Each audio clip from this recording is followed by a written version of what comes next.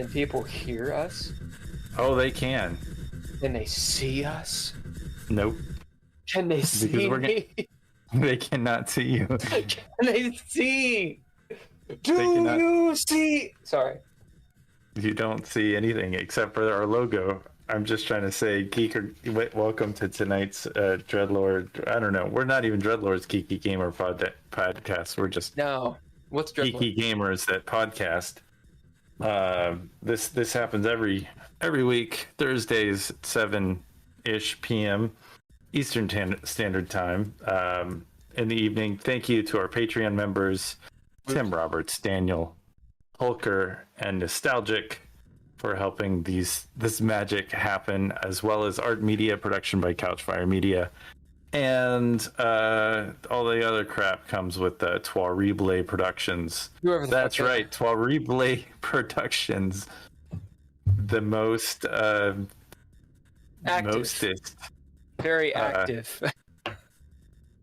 No reason to be like that. And thank you to our awesome guest tonight, Jeff McNeil.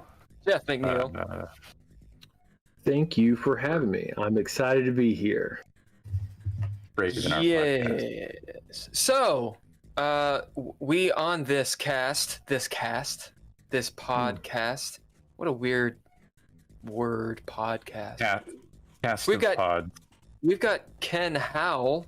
Ken, who are you? I don't even know anymore. Who are you? In this post-COVID generation, I don't know who I am. I feel like I'm a meat puppet that roams around, former journalist and now podcaster about a subject matter that I am not entirely aware of exactly what's going on. So I'm going to go with millennial. I am Generation X, deep into it, and not to date me. But really, I'm more interested in Hulker and who the sponsor is. Yeah, Hulker, who are you? Tonight. And Hulker, who's the sponsor for tonight? My name is Daniel, and some would say that my generation is known as the Oregon Trail generation. Not millennials, not Gen X. We oftentimes end up on one or the other, depending upon where exactly people draw the line. But we're called the Oregon Trail generation because, well, we grew up with, we started with the Oregon Trail, and now we've got iPhones. Our sponsor tonight is End User License Agreements. Don't worry about it. Let's just move on. Just click OK. Don't worry about what's in there. Let's move on. It's not going to come back to you. Don't worry about it. Just click OK. Just click it. Will, click OK. It's been clicked. Don't read it. All right. What is this motorcycle picture that I have to click? God damn it. Don't worry about that. Don't worry about the language in there. Indeed. And last but not least, Mr. McNeil, almost soon to be Dr. McNeil. Who are you? Certainly hope so. Well, Jeffrey McNeil, I have a publication. I have one. That's what I am right now. Now, I am. Now I'm complete. Yeah, that's it. Check that out. So, what am I? I mean, if I'm being honest, I'm a school teacher. I teach 10th grade English at a rural high school in southeastern Kentucky to 90% or so population in poverty. Previously, a school principal at an affluent international school in China. World of different. No, China. I'm in the death throes of immigration for my wife, as she is desperately trying to get here with my super cute 1-year-old baby so that we can actually hang out. I am not almost a doctor. I am still clawing and climbing my way into the realm of the PhD. But, you know, we'll see how that goes. When I'm not teaching or playing patty cake, I am gaming and reading. Truly do. I'm also an avid traveler, a ardent reader, or should I say an avid reader, an ardent traveler. We'll say that, and a struggling home cook. There we go. You can cook. Your cooking skills are legit. Sometimes. Yeah, I was. This is a cooking show now. I was trying to cook, which is always a harrowing experience. I was cooking rice, and some people will be like, "Oh yeah, rice is easy." And rice is easy to cook, but there are ways to cook rice, specific ways to cook rice. So this is what I do. I put it in a bowl or whatever vessel it is, put the water in, wash it around, drain it. And I do this 3 times. Then I pick out any, issues, and then I go you there forth. I learned this from you. Yeah, well, that's the method I know as well. And I'll tell you, rice is not easy to cook. My wife, who is Korean, growing up cooking and eating rice every single day, can pretty much only use a rice cooker. So whenever it gets to doing it by eye or boiling it and measuring, she doesn't know. Like she doesn't know the ratio or anything. So right. Well, it's your index finger, right? It's that first knuckle. That's how I was taught for basmati. I have so I used to. I mean, I know some friends of mine who are from India, and they had this weird method. They would just take a giant glass bowl, and it's almost like I don't know how they did it, but they just threw in a bunch of basmati rice and water, and then like they put their hand in it, and they said okay, and I guess they're like okay, good, stick it in the microwave, and then 15 minutes later, it was better than anything I ever made. Wow. Dude, My experience with making rice is that you go to the aisle where the rice is in the Kroger's, and it comes in this packet and it's got spices in it, and you just rip open the top and you pour it into boiling water and you just kind of walk away until all the water's gone, and it's rice. It's rice. Well, I want to say it's like sushi cooks. Sushi is that a thing? Sushi cook. Sushi. Yeah. Chef sushis. Sure. This could be complete bullshit. Someone It could should be a fact check. sous chef. Oh my god. Sushi chef. They got those big rice containers. When I worked as a busboy in a Thai restaurant for a while, and that was different food than. I didn't make that rice, but they had those, what you were talking about, those big rice. What I'm talking about is rice. I think in like proper like Kill Bill style sushi places, it takes you like years of just doing the rice before you can get to the fish cutting. And this could be complete bullshit, but I think it's 11 years. I don't know why. It's probably like 3 months. For some reason, in my mind, it's like 11 fucking years. You're like fucking cooking the shit out of rice. I bet there's probably that. You can't be a woman. What? I bet there's probably that one guy who tells you that it's 11 years, and it really was 11 years for him, and everyone else is just laughing at him. They're like, yeah, we're gonna keep him there for 11 years. Yeah. I mean, if it's a good gig, it's a good gig. It's whatever. Yeah. Whatever. Okay, so we're not going to continue talking about sushi, although I did just have some badass sushi. Jeff, what are you drinking? We're all from Kentucky. We're all from fucking Kentucky. Holy shit. Look at that. I am drinking Old Granddad 114. Now, Old Granddad, this is not old. There's a lot of there's at least 3 bourbons that have similar names, right? Grandpappy Van Winkle. Yeah, right. There's several of those. Yeah, the Van Winkles. Yeah. Okay. There's Old Granddad. There's another one that's a much cheaper version, and I forget what it's called. that like Old Forester? Is that the one you're thinking of? Maybe. Anyway, Old Granddad 114 is solid. It's solid. Yeah, it's first time I've had it. Right. Old Forester's all right. I don't know. I'm just trying to think of ones. What do you think of the 114? Oh, it's great. I mean, I like kind of barrel strengths, so you know, nothing like a slap in the mouth. It reminds me of my granddad, so you know.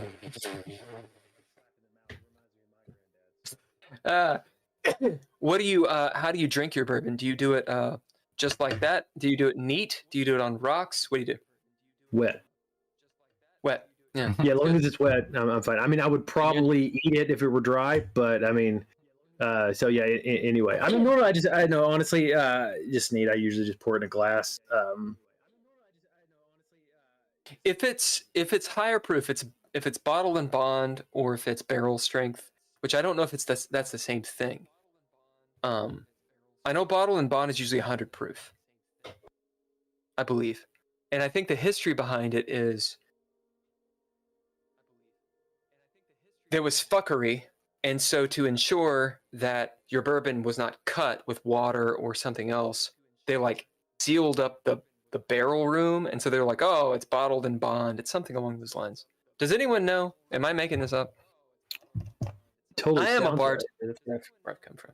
Yeah. Anyway, if you get the bottled and bond Old Bardstown, which is, it's like $22 to $25 max. It's solid. It's solid bourbon. And I hate admitting it. But Evan Williams, it's good. It's so good. I hate admitting it. It's so good. $13. Yeah, no, it's ridiculous. Yeah, I don't think anyone should ever feel bad because honestly, I mean, if you have a bourbon from Kentucky, at least this is how it used to be. Even the bad bourbons it was still good whiskey. You know, right. I mean, right. I could never handle Jim Beam because that's what, you know, my drunk father used to drink all the time. But I'm sure if he had been a different man, Jim Beam would have been fine. You know. No. Is that like two jokes about abuse that I've already made? We're all from Kentucky. We're all from Kentucky. You know what I'm talking about, all of you. Jim Beam. That's right. It's a hard drink. That's a hard pass. Like I'll drink it if like that's what there is. But you know, I almost have more nostalgia for Kentucky Gentlemen than Jim Beam, and that's harsh. Yeah, that's Dude, super harsh. I went out to a place. So I'm in LA. And I go to bars. I go to bars in the Valley, and they all have like crazy drinks, you know, cocktail drinks, and like you're in like a dive bar, and they're like, "Do you want a paper plane?" And it's like that's I don't know if you all know that's a pre-prohibition style drink. Like that's actually an actual cocktail. And we're in a dive bar, and I'm like, "Yeah, sure, give me the fucking paper plane." They pull out. So the paper plane is that's a bourbon drink. They pull out straight up Ancient Age. I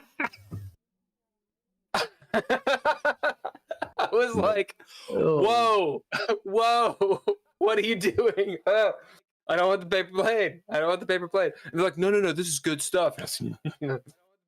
Well, see, that's what my dad switched to when he like.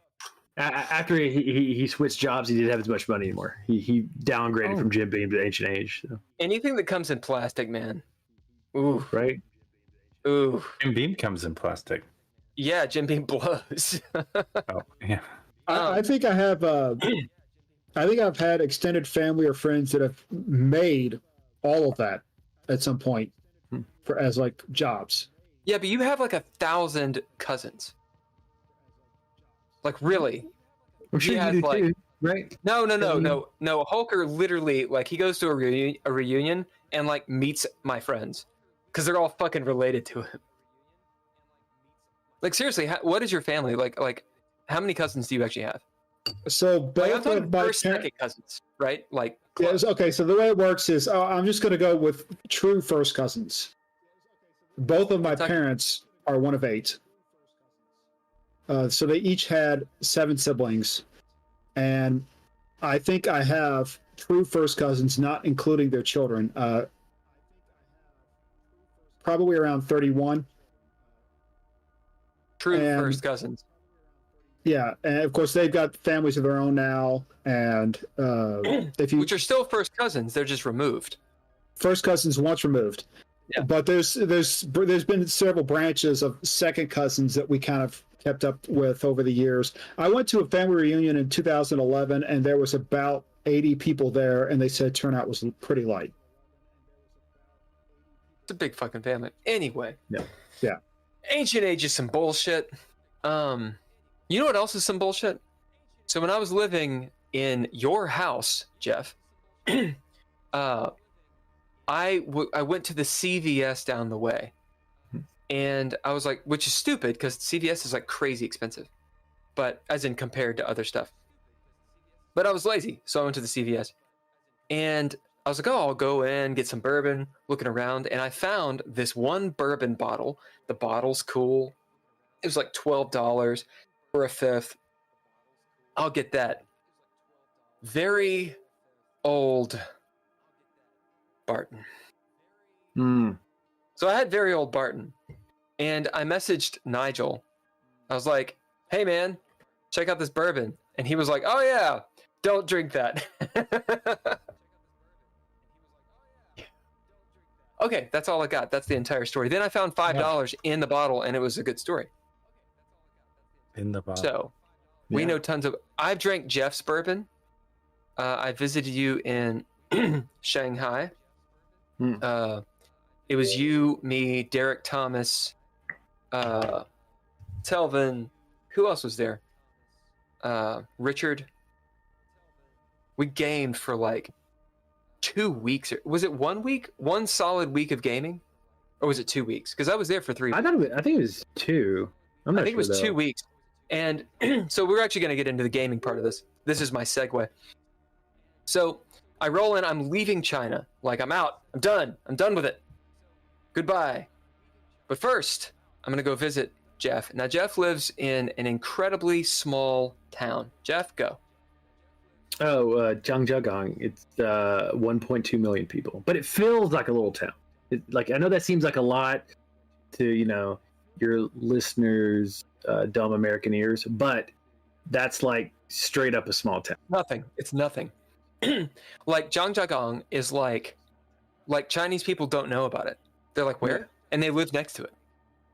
Like, to get from Shanghai, which is, I don't understand the scope of Shanghai. Like, so I'm in Los Angeles. People are like, this city's big. And it is big. It is big.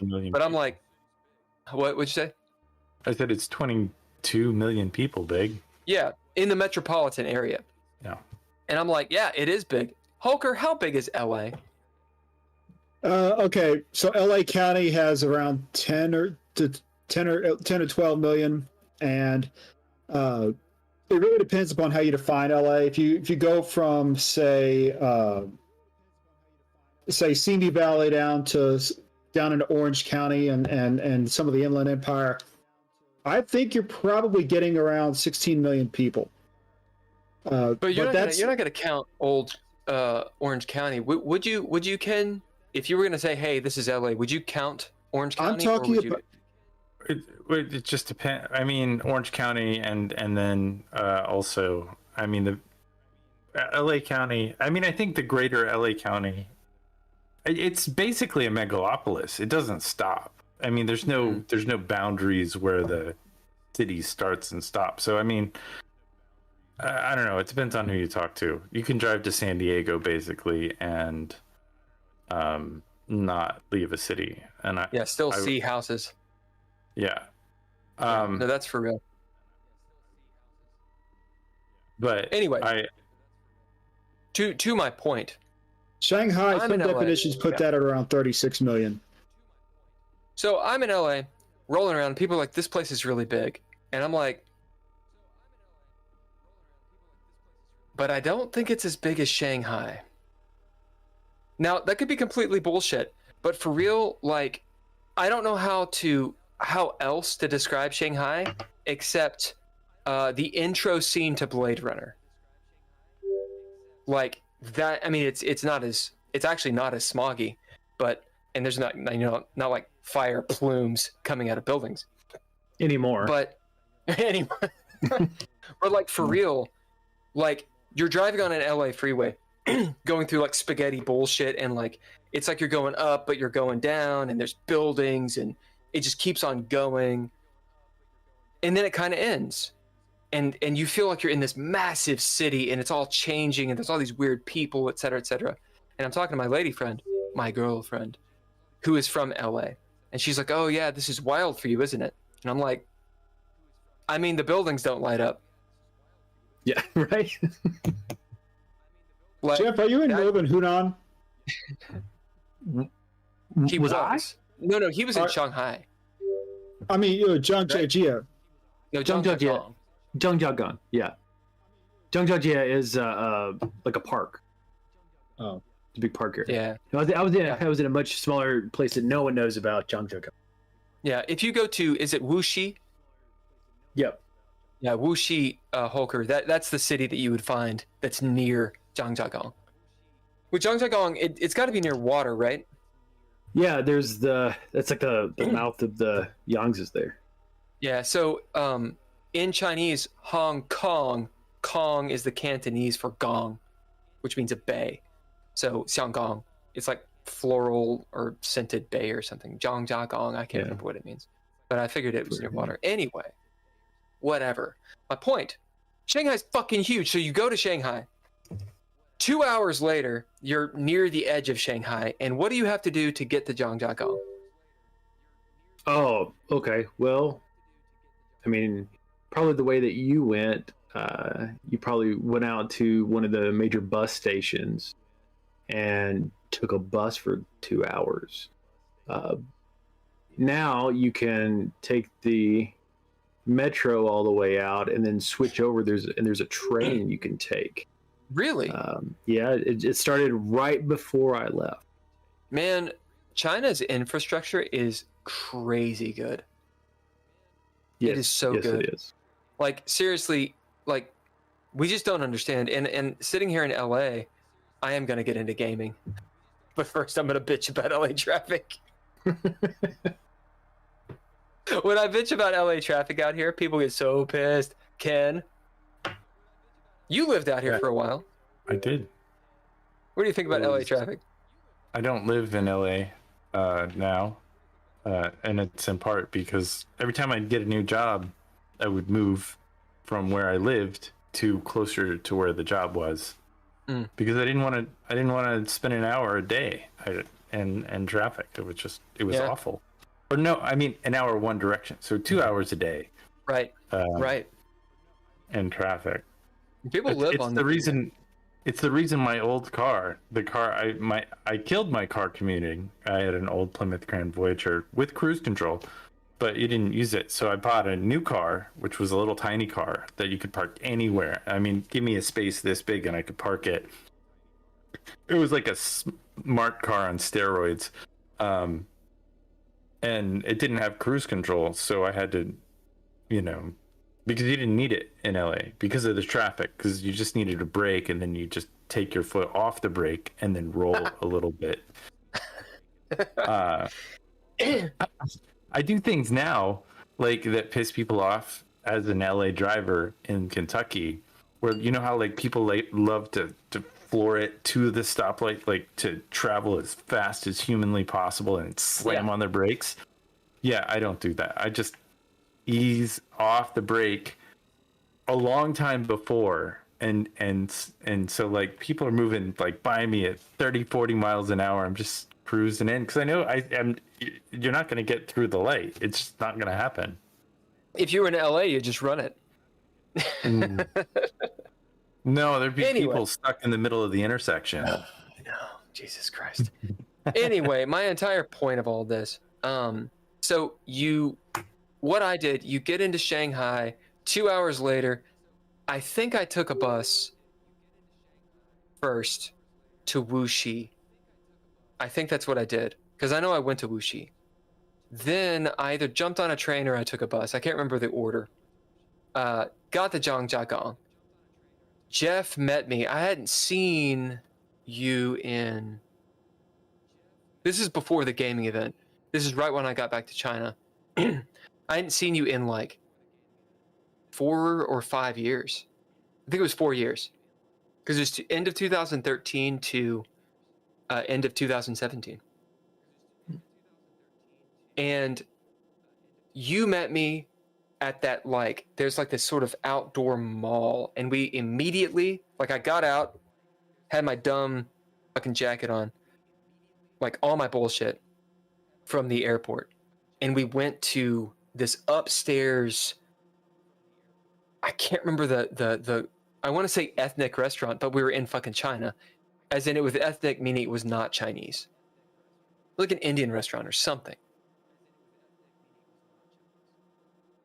It was upstairs? Yeah, we went upstairs, big booth. It was you, me, Eric with a C, I think. I feel like Richard was there. Bunch of people I didn't know at the time. At any rate, we hung out, got a shit ton of food, weak ass beer, and fucking chilled. And then you and I went to Japan. Oh, right. That's when we went to Okinawa. Yeah. And we saw that horrible movie, Star Wars, The Last Jedi. Oh, man. Yeah. Terrible. Walked out, and we're like, I forgot about this that. face. Thanks This for bringing face that for about back. 2 hours. Did you watch the whole movie? Yeah. Oh, so then that they did better than some of my films. Self-diss. Yeah, indeed. Anyway, fast forward a year. I am done living in China at the time. I'm like, I'm peacing out. Jeff, we're going to hang out. 3 weeks. 2 of those weeks, we game. And in those 2 weeks, you made... what was the name of the game? It wasn't Kw3st. Oh, Quest? Quest! Fucking awesome game. Out of nowhere. It's like you went and took a shit and made a fucking tabletop RPG. It's where I do my best thinking. Yeah. It was awesome. Still Yeah, have it's the video online. Oh, man. So, Couple good ones, yeah. tell us about some gaming, Jeff, because I need to know how you started out. What is the actual question that I have? I think I sent it to you. Start from the beginning. Start from the beginning. What Well, your experience in gaming in general with TTRPGs? oh, man. Okay, so get this. 30 years ago. Can you believe it? It's maybe a little bit more than 30 years ago. Growing up in Kentucky with a bunch of Protestants around me, it was during that whole like satanic panic thing. So the first year or so that a couple of people that I knew started playing, I didn't play because I was scared of it. I thought it was the devil. So I started playing like legitimately. I was like 11 or 12 years old. So I was like in 6th grade. I was going to the local library on Friday nights. And it's where like I met the first group of gamers, and it was all, old school gaming, and that's where I kind of fell in love with everything. Now I tried the game before that, played Marvel games like the Marvel superheroes and things like that, but I don't really count those years because, those weren't the formative, say. So, I did what a lot of people did back then. I played through the circuit of games that are exactly the same but promise to be different, so you go from D&D and all those offshoots, and then you go, you do some vampire, you do some GURPS, you do like hero system, you do like all of those things, and you really think that they're amazingly different until of course it took a couple of decades before we realized that they're all the same. The one exception that I remember was Call of Cthulhu. Right, but that was more of a D100. So D100, not right. D20. Right, right. So I did that all the way up until, I guess, China. When I went to China, you'd have those gaming itches, but there weren't as many people to game with. We would game or whatever, but I think it was just like that's where my love for gaming and my love of philosophy kind of collided together, and I started thinking about game theory and everything like that, and started reading as much as I could. Of course, like the Forge and all of that, and all the indie games that started coming out, and then you have this about Ron Edwards, right, and then the old school Renaissance began. So I've kind of been all over the place. I've done a lot of creating myself. I haven't published or anything in my gaming, but I know you haven't. What the fuck? Right. Yeah, I mean, I will. I'll get to it. Probably. We're gonna yell at you about it. Yeah, can we ask some questions, some follow-up questions? Yeah, sure. That's the short end of it. Yeah. Two things. I played that Marvel role-playing game. I liked it. It gave you all the stats to all the superpower people. I thought that was really interesting. It was a D10 based system. I thought the D10's percentage, that was an interesting way to play. But the real question that I had is, you said you didn't have any luck playing in China or finding people to game with. Now, what is the reason behind that? Is there not a lot of gaming in China, or is it a language thing, or is it what is that? Well, I mean, really, I say that. If I'm being honest, I probably gamed more in China than I did before. But it's this mindset thing, because I went there and I had my buddies, and then as I moved, there'd be the space of time where I'm not gaming, and then friends would come and catch up with me, and then I would meet new people. So I was actually gaming quite a bit. Maybe it just didn't feel that way because it wasn't the same as it was before, where we'd all get at my house, sit at the table I'm sitting at right now, and we would be gaming with the same people. It's that sort of mix. And then whenever COVID happened and we all went online, I think I started gaming a hell of a lot because there's nothing else to do. But it was also killing my soul because it's just not the same. All right, so I mean, I answered your question, but it probably didn't remote? Actually. Just remote. Just going remote was it's rough. DreadLore is different. DreadLore is different. What do you mean? You mean if you're playing remotely? He's just plugging DreadLore. Oh, okay. All right, I got you. Like and subscribe, and you'll find out. Yeah, there it is. There it is. Actually, the digital core book is free. I took your advice, Jeff. Oh yeah. So, hey, there's the book. Oh, what the fuck? There's a lot to unpack there. Ken, do you have any follow-up questions for that? Because that was kind of your follow-up. Yeah, follow-up. I do.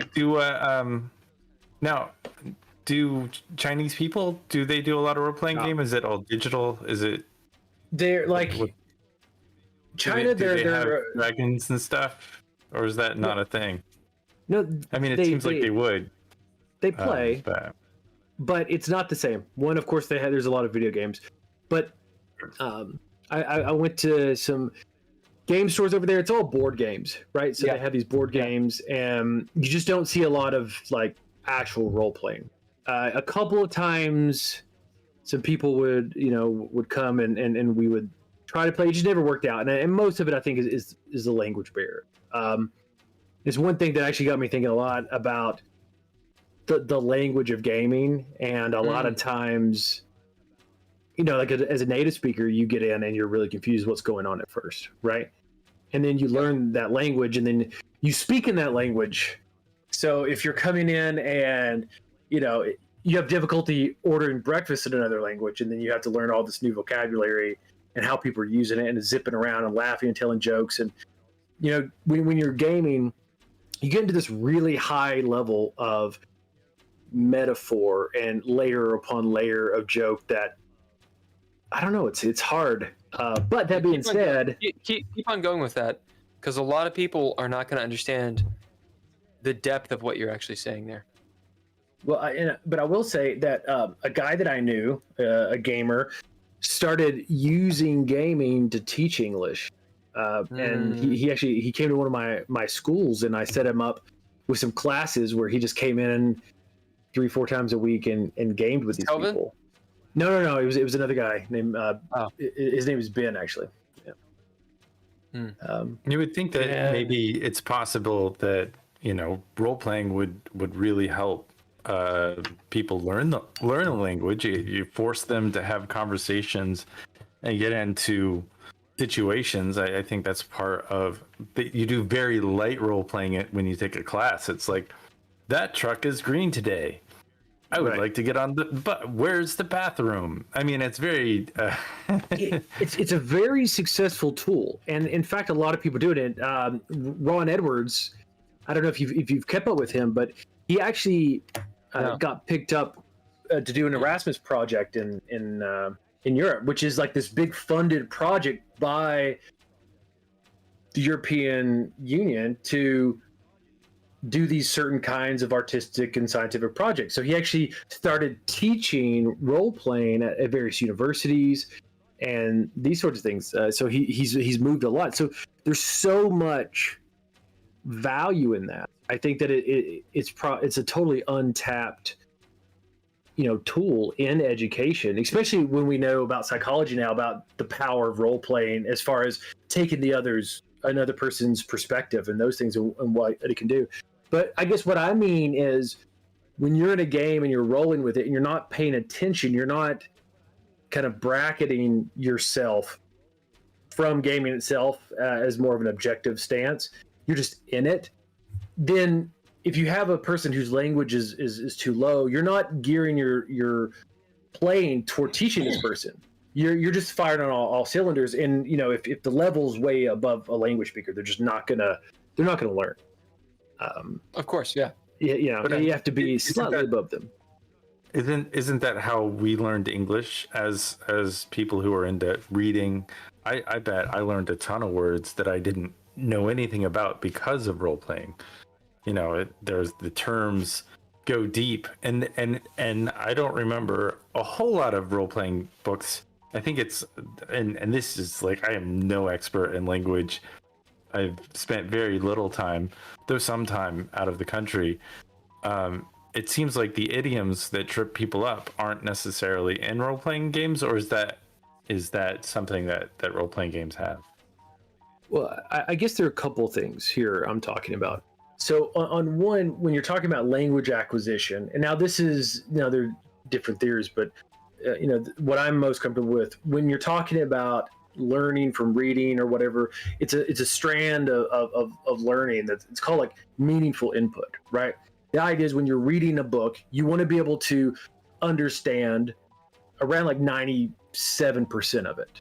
If you have 97% of it already, as you're reading, you're going to be picking up a word here that you're learning by context and these sorts of things. It's a very valuable tool.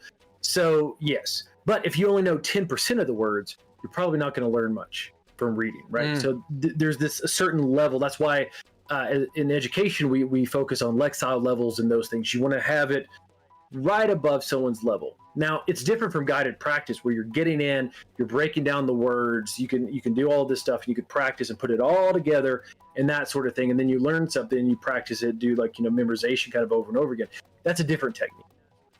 As we kind of as native speakers and kind of naturally happen, I'm talking about there's a reason why people who read a lot as kids tend to have a much more advanced vocabulary and higher level of language. But when I'm talking about gaming here, you have,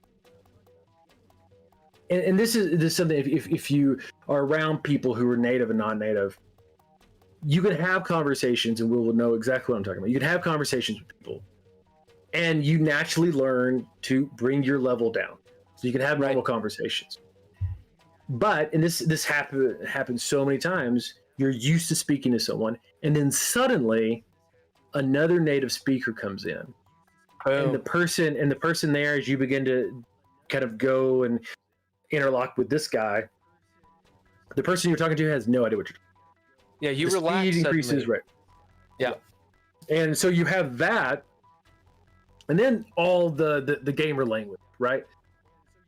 Excuse me. So, and there was some very culturally specific jokes and things like that. You have layers of things, which just makes things very complex.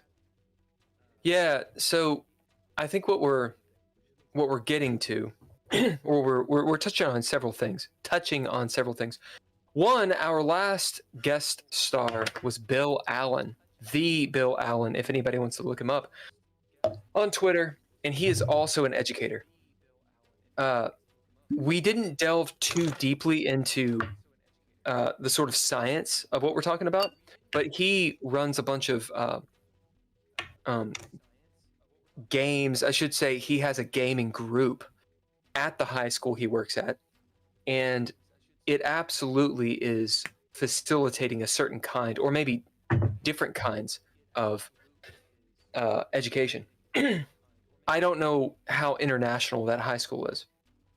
Although he said it had like 4,000 people, so 4,000 students. Yeah, I'm assuming it probably It's huge. Yeah. You know, That's bigger than it's bigger than my high school by double. Yeah, mine too. That's tangent. Hey, I am King Tangent. Jeff, Yeah, how many students did your school in Zhangjiagang have? When you came there, we were probably 400, 450. Probably, I think 450. I think we could. Is that right? Maybe we could handle another 50 or 100 more kids at that time. That's because you guys. It was not an international school. It was a specific kind of international school, right? Right. So first, that was a K-12 school. It wasn't just a high school. So right. Okay. So that's why we have really small class sizes. Okay. But so yeah, in China, when you have the schools, you have, not talking about real international schools that are owned, operated by foreign entities or foreign governments. When you're talking about normal schools there, you have three kinds. You have, your normal school, and it'll be like, number 7 or whatever. And they follow the curriculum set by the national government precisely. The material, the books, everything. Then you have what's a level called a foreign language school. And you have fewer mandates, and you have a group of classes that you can do whatever you want with. Most of the time, of course, because it's foreign language, you were doing classes in English or another language or something like that. But you had this window. Now, some schools started branching off and using those for random things, so they were called a foreign language school, but they might, I don't know, be doing art or something like that, right? And then you have what was called an experimental school. That's what my school was. And other than the Maoist thought and the kind of the communist requirements, right? You have free game to do anything. Now, there are, of course, a lot of restrictions still on that, but because my school was very close to the local government, we were able to do whatever we wanted. In fact, when the province would come in, we would set out fake books. Oh, this is what we're doing, and then everybody know, and then they would go around and they would take those books and put them back in the closet, and start doing the stuff we were doing. See, this is the interesting shit. That's wild. I don't want to speak for you, obviously. That's why we have you here. I speak for you all the time. We have you here to defend yourself. All right. I mean, I'm sure it's true. I'm a bastard. No! Use that graphic journalism. We got the cameras inside cameras. Ooh. It's in the mic. So we are not talking shit about China. It's going to sound like that to a certain type of person, because in America, everybody's a big fucking pussy. Ken, help me out here. I'm not going to agree with your statement. No? Fuck. All right. My point is, if you say anything disparaging whatsoever about anyone else, then people think that you're like a fucking tyrant. Sure. I agree with that part of it. It's the okay. Give me the thing. You don't like pussy. The sexualizing, the sexualizing an insult. I feel is okay. We're okay. So fucking cock and balls. Does that help out? Is that a little bit better? Yeah. I mean, as long as you don't discriminate, you have to use each. If you're gonna, pussy is king. All right. Yeah. Fucking cock and balls. How about that? Anyway, my point is illustrated by that. Where there's some crazy shit that goes on in Beijing and China and Shanghai and everywhere around the world. Jeff, as you're talking, as you were experiencing being a principal in this place? Was it stressful? Like, was there a moral thing? Was it hilarious? Give us a description here. Oh man, that's a big question. Well, I always say, like, the word that I use, if I can only have one word to describe my experiences in China, is absurdity. You know, I mean, that's what we would use. That's what it felt like. Yeah. And part of it is just because things are so different, right? And it's hard to wrap your mind around. So, like, on one hand, you know, there's a group of people, as we would say, they just don't give a fuck. They just do whatever they want. And, you know, like, you would just never see people here do that. But they're a collective culture. And we're a very individualistic culture. So when you have that, they care so much about what everybody thinks. And it's so bizarre. Like, the things that they care about and the things they don't give a fuck about is so different to us that a lot of people, you know, we will go over there and we're just in cultures where we don't even understand, you know, like, so simple example, they will walk up to you, barely know you, and speak their mind like, you're fat, you should eat more vegetables and go on a diet. But if you're in a meeting and someone like your boss is terribly wrong, you don't say anything. You just let them speak, and you're not going to be direct at all. Now, if you're close to that person, right? Yeah, you're gonna go to them afterward, and you're not going to speak directly. You're going to speak in circles until you get there, and it's something that's so hard to understand at first. Yeah, because, you know, a lot of foreigners will get there, and you know, I've heard it time again. Like, and by foreigners, I mean Westerners here. You know, you mean non-Chinese? Well, you know, I think, like, when you're closer, when you're Korean, right? Yeah, so much so. But so, I don't know. It's weird. I had moral issues because of the education and people going about business. So, you know, they're selling grades and doing things underhanded and doing special benefits, and it's everywhere. It's ubiquitous. It's just corruption, you know. But then I come here and I'm starting to see some of the same stuff. Just, it's a little quieter here, but I'm starting to see some of the same things. So, you know, we're morally righteous here, right? Like we definitely, we banned some books. We banned some books. No, they ban books, that's for sure. But, we do that here. I mean, we can't point the finger and say, oh, this, you know, that Where's Waldo book is banned because, you know, there's a hinting of some nudity in it. It's like, come on. It's a cartoon and it's like this big and it's not, you don't see anything. It's ridiculous. So what, Jeff, correct me where I'm wrong. What you're talking about, in part, is face. Yeah, I mean, that's at least in part. Which is not honor. It's a different thing, because a lot of Americans, a lot of Westerners. So when I say Westerners, I am excluding all of Africa, all of Asia, including Russia. I'm talking about the traditional West, right? We were inundated with this idea of what honor was. What, after, like, in the 60s, 70s, 80s, like, basically when Japan is rebuilding from World War II. And that's what I think of as Japan. Yeah. And so we place this idea of, all Asia is like that. And it is really not. Because honor is like a code, precepts, there's a way. Face is a different thing. Yeah. To lose face is a different thing. I mean, the most generic, and it's a bad way to say it, but the first step to understanding it, I would say, it's pride. But see, we also have a different understanding of pride, right? You unpack that. Like, our idea is like, pride and Satan, and it's like this very terrible thing, right? But you can also be proud of something, right? So pride is what face is about. It's about your social standing.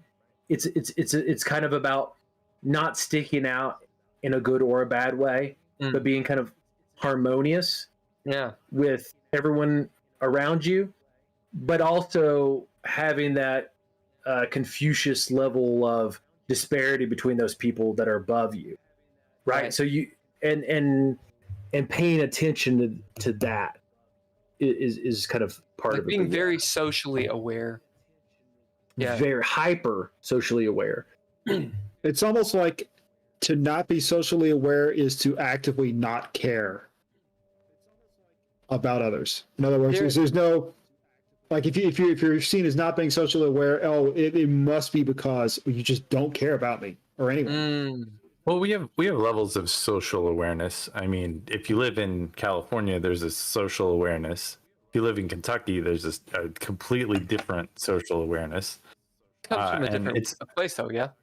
It's amazing to me, and there are exceptions to every rule, but it's different and amazing. You go to a kind of fancy restaurant there. I mean, you'll see people occasionally in t-shirts or in jeans or something because they're making a point. If you go to a fancy restaurant here in Kentucky, I feel like it's a lot more common. Well, let me maybe try to describe it like this. It might be helpful because you're totally right. I think it's the level of where we're at. Like, so imagine for us, right? When you go out as an individual, most of the time you're in this casual atmosphere, right? You're just like you're looking at other people and you're being polite, but you're just yourself, and there's not a lot of stuff from the outside that you're concerned with, right?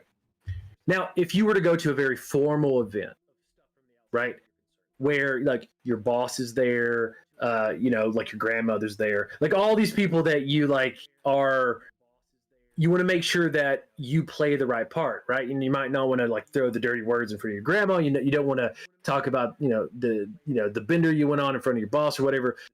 But also just like how you hold yourself, you have a little bit better posture. You're paying attention to everything. You're not just freely talking. Okay. Imagine if that was every situation you were in. Now you're going to get used to it, I feel like, and it becomes very natural. But and you think of that as far as China, and Korea is another step. Like they will say that it's a Confucius thing. So Korea, as I've been told, they took the Confucius idea and perfected it, or they took it to a whole new level. And so when I'm around my family, they're very relaxed. But when they are around other people, even family members, it's like they get exhausted quickly. There's an emotional, social exhaustion because there's so many little rules about how to act. You're supposed to drink in front of someone, right? Right. Like when I'm in front of my father-in-law, like all the time, not just at formal things, but all the time. Whenever I drink, if we're at the table, I turn away from him and I don't let him see me drink. That's just part of it. So every single time, I have to do that. And when we cheers, and it's like me and his kids, and we do this, and he just drinks, and all the kids turn away. That's just one example that you're constantly having to do that, And we even have our Go ahead. No, and we even have like our own kind of rules. So, for example, when we sit down and we might have beer, right, which isn't they drink water. A lot, right? They drink a lot of it, but it's not the same. And my father-in-law, he's not a big beer drinker, but sometimes like, chicken beer, and we'll drink, and I won't turn away so much. Or when when my mother-in-law came over here, it's the same. It's a little bit more relaxed, and that's something that I think I only get away with because I'm a foreigner, and it's like, we're doing our thing, like when we're drinking whiskey or something. Right. But 90% of the time, we're drinking makgeolli, we're drinking soju. And or we're just having a beer with dinner, and then I'm always turning away, right? So I can understand. My wife, she'll say it. I'm exhausted. I can't do this. And this is like a normal dinner. Like, I'm gonna go with friends. No, I can't do it. It's too tight. Yeah, it's respect, and like I think something that we can understand, people that are not married to that culture, or maybe people that haven't traveled to those places necessarily. Everybody knows, like, you go to Japan, you take off your shoes when you go into a house, right? Like, it's a big deal if you walk into someone's house in Japan with your shoes on, right? Why? Well, I mean, if you reason it backwards, I would say, well, because it's dirty, right?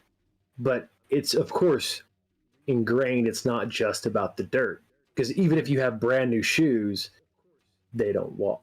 Right? I actually think they got the right idea there. Yeah, and some people. If you go into my mom's house, you have to take your shoes off. You take your shoes off. Why do you do that?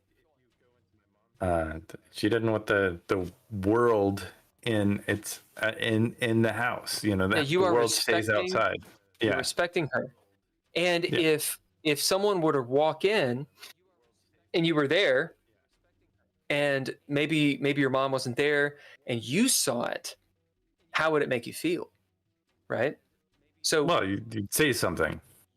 Yeah, we get into that idea of pride and respect and all those things. And if you complicate that a lot, you get into face. And in some ways, it's awesome. And in some ways, it's not awesome. It's with anything, I mean, I say it goes the same for culture. I talk about it with countries and where you're living and your job. Like, there's bullshit everywhere, but it's all going to be different kinds of bullshit. It's like, what kind of bullshit can you put up with? There's certainly things about, Asian culture, and I mean, all that I understand. There's things that I love about it, things that I don't like so much. So, it's about understanding, and it goes a long way. Really goes a long way to help you, appreciate it. But at the end of the day, you got to go where you're comfortable, and where's the crap you can put up with, where you can exist. Yeah, that was one of the things. I think it was pretty early on when we were creating the band, the Intrepid Adventurers. Well, can I say one more thing before you? Yeah, please go for it. Tim Roberts, I feel like I should interject when Tim Roberts says something. Oh, did he? Because of the Patreon. He says, "My house, my rules." What's up, Tim? And then go ahead. I feel like I interrupted your music. No. Music. That's awesome. I didn't know Tim was on. Yeah. Tradition. Well, I mean, well, even say like to say "my house, my rules." Yeah.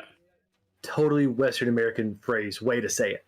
Yeah. Yeah. I mean, it's totally true for us. Like, he said that. I'm like, yeah, rock on.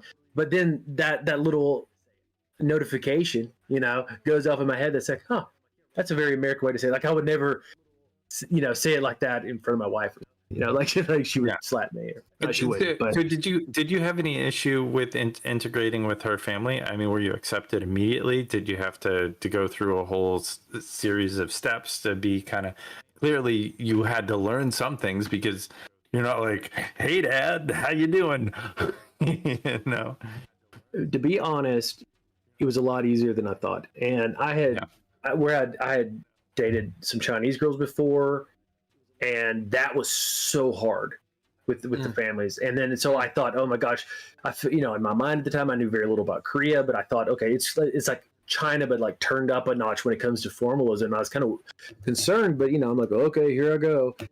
And they were so accepting and warm, and they were forgiving. And I'll tell you what, and maybe this is just me, but I hadn't visited them but a couple of times. Maybe it's the first time, I don't know. But they were like, okay. So when me and my wife first started dating, her English level wasn't at the level it is now. So we used Chinese to speak to each other. All right. And my Chinese, like her Chinese is great, but my Chinese, not so good. So when we get there, there's always a massive language barrier. And pretty much she's like, do you want to go to the spa? My dad wants to treat you to the spa. And I'm like, yeah, great, let's go. And I don't exactly know what I'm going to. But me and my father-in-law and my wife's little brother go to this place, and boom, we're just totally naked. And, so like I'm totally naked. There's a sign on the wall that says no tattoos, and I'm like covered in tattoos. I'm 6'5". I'm like 1.5 feet taller than anyone else. Totally naked. I'm shaved, and trimmed. No one else is. I'm totally different. And he's like, yeah, let's go. And like, we like, go get in the water. We're in the sauna and, like by the water cooler, like, with our dicks hanging out, just like drinking water, whatever. and there's something about that perhaps that just eliminates worries. Transcends. Yeah. I mean, that seems like a nightmare for me. Like, I don't think I could do that, Oh, you could do it. You could do it. You would do it. You would do it for can I say this? You would do it for the nookie. Oh, yeah. You'd do it. Well, I'd been there so long. You were immersed in technology. Yeah, I never had the culture. Yeah, I never had that, but I felt comfortable in awkward situations, and I think that was. Well, you go for awkward situations. Yeah, sometimes I do. I mean, you kind of have to make the choice to go to China and live. Did you meet her in China? Yeah. So our school had a large Korean population, so there were a lot of Koreans there. So she was actually a Chinese teacher. She taught Koreans Chinese in China. Yeah, her Chinese is super legit. Yeah, love Korean food. I lived in Koreatown for a while in LA, and just it's so good. It is my favorite. It's so good. I still haven't really done it. Let me interrupt really quick for two things. First, the chat. Tim Roberts says, absolutely Western mentality. This is talking about what we were just previously talking about. However, it's the verbiage that's different. Conditioning is the same across cultures, different flavors. He also says, Basil Hayden, go! Apparently, Jeff, you need to break out some Basil Hayden. Yeah, I might have to. Oh, yeah. But the problem with Basil Hayden, I told Tim this when he got me the bottle, it's so smooth and light that suddenly I look down in the bottles. Yeah. So let's see. Where am I? It says I feel like Western culture is more abrasive and machismo. Now, of course, when we say Western culture, it's very easy for look at that big old bottle. It's very easy for us to think North American culture. I think Tim's talking about what we're talking about, like European, all the colonies culture. Are you opening up the Basil Hayden? Yeah, that's big time. We're going big over here. It is. I mean, I still got some old granddad I got to go through, but yeah, we got some bourbon. I'm so jealous. Tim Roberts, I'm still drinking beer here. Yeah, Ken, you're gonna have to catch up. Although Ken, you and Jeff are about the same size, at least in height. Jeff, you're 6'5". I'm only 6 foot. You're 6. That's bullshit. That's fucking bullshit. He's like 6'4", 6'3", or something. I am not. I'm 6 foot even. You are not 6 feet. Go to hell. I have a 6'4" wingspan.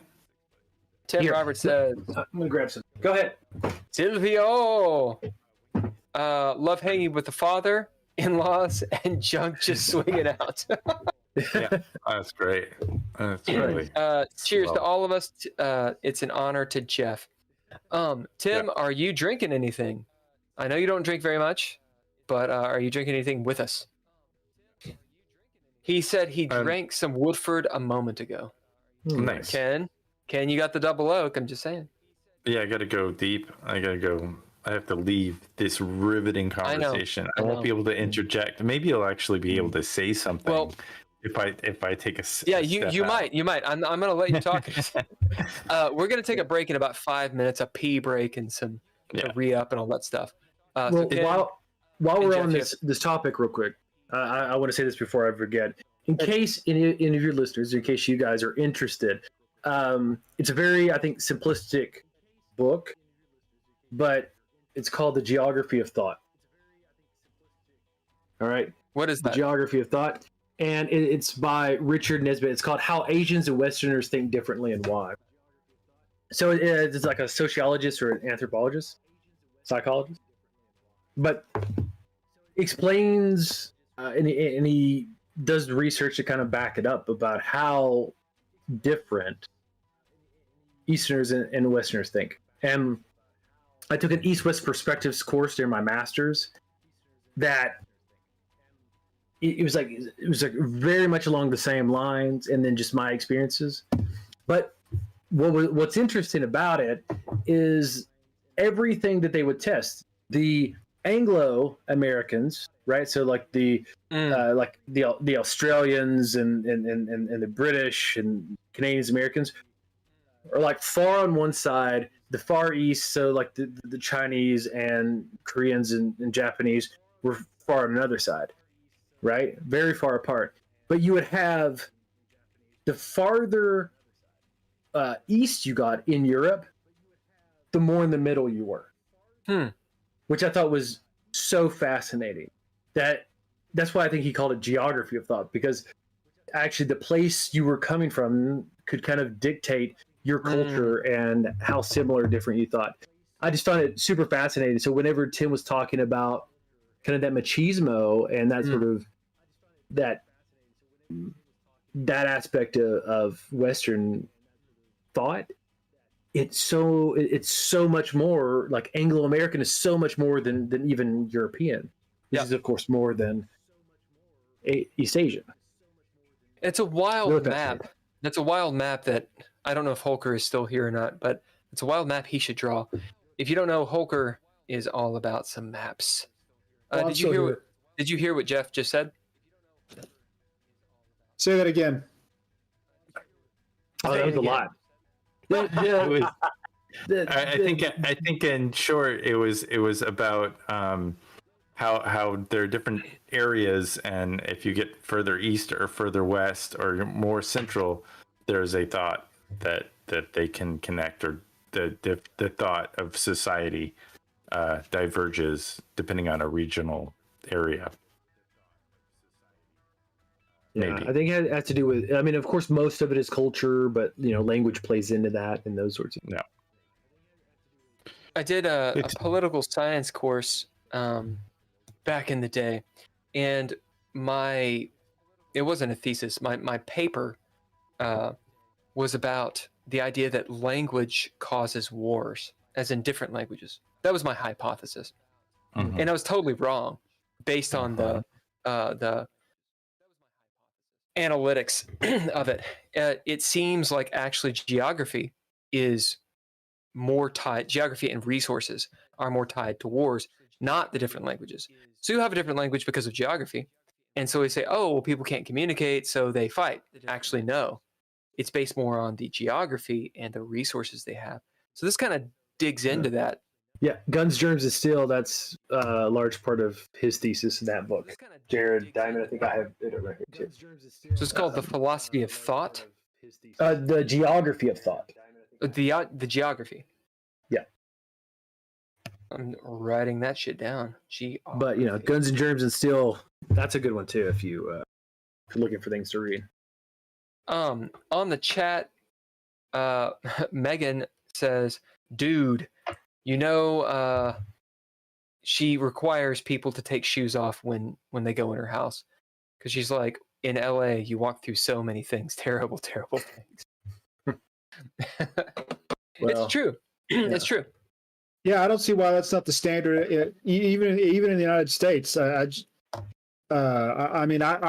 always expecting to take my shoes off, and I'll often ask, and if they're okay with it, with me leaving them on, I guess it's okay. But I'm always ready to take them off if that's what's required. Yeah, we changed. So like now, even my mother and my grandmother Really? Shoes off. Oh yeah. Whenever we got over here, you couldn't do it. Just couldn't handle it. I see people in shoes, like it's ingrained in me. It's like there's no way. There's no going back. Well, it's a thing. It's a thing. It really is more sanitary. Like people are like, oh, why do they use chopsticks for everything? And it's like, because it's more sanitary. You're not touching it with your hands. Like if you think about like washing your hands constantly, it's bad for your skin and everything. Obviously wash your hands. But if you have a way of picking up food and putting it in your mouth that is not using your hands, use that. Like a fork? Fucking forks. Guns, Germs, and Steel is a fantastic read. Tim says Sociology 101 required at EKU. I should have gone to EKU. I mean, I did, but not for that. I pretty much played music in D&D. Thanks, Jeff. Hey, sorry, Nice. man. Sorry. Okay, let's take a. Should go we on. take a break? Yeah. Yeah, I let's was take a gonna short say, break. I had another question, but I feel like we should probably take a break. All right, Ken, how long do you want to do it? 5 minutes? 10 minutes. 10 minutes? Because that's Jeff, you what good the with 10 thing minutes? says. Yep. All right, we're gonna do 10-minute break. Minute break. We'll be right back with Jeff McNeil kicking some ass. Wanted to hit up the Patreon members. They are supporting the stream as well as our Coke habits. Tim Roberts, Nostalgic, and Daniel Holker. Thank you very much for the support and for jumping on the stream and everything. Also, thanks to Jeffrey McNeil for kicking ass as a guest star. Megan says, say what? I don't do Coke. You know I don't do Coke. I do bourbon. Do. I do bourbon. Yeah, dude. Whoa, what is that? The actual image of you right now was like split. It was wild. Colombian marching band. It was pretty cool. So when certain of us kind of they pop jump out? in and jump out, it changes everything. We'll talk about that some other time. We will. 10 minutes. All right.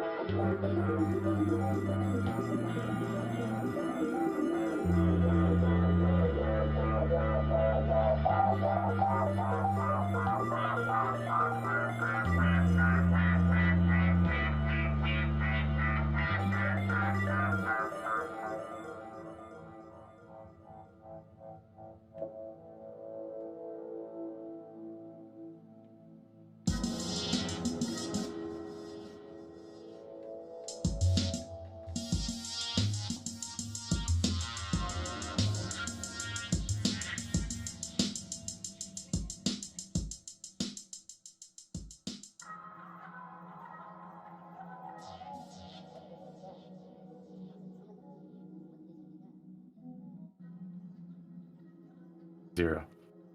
We're back.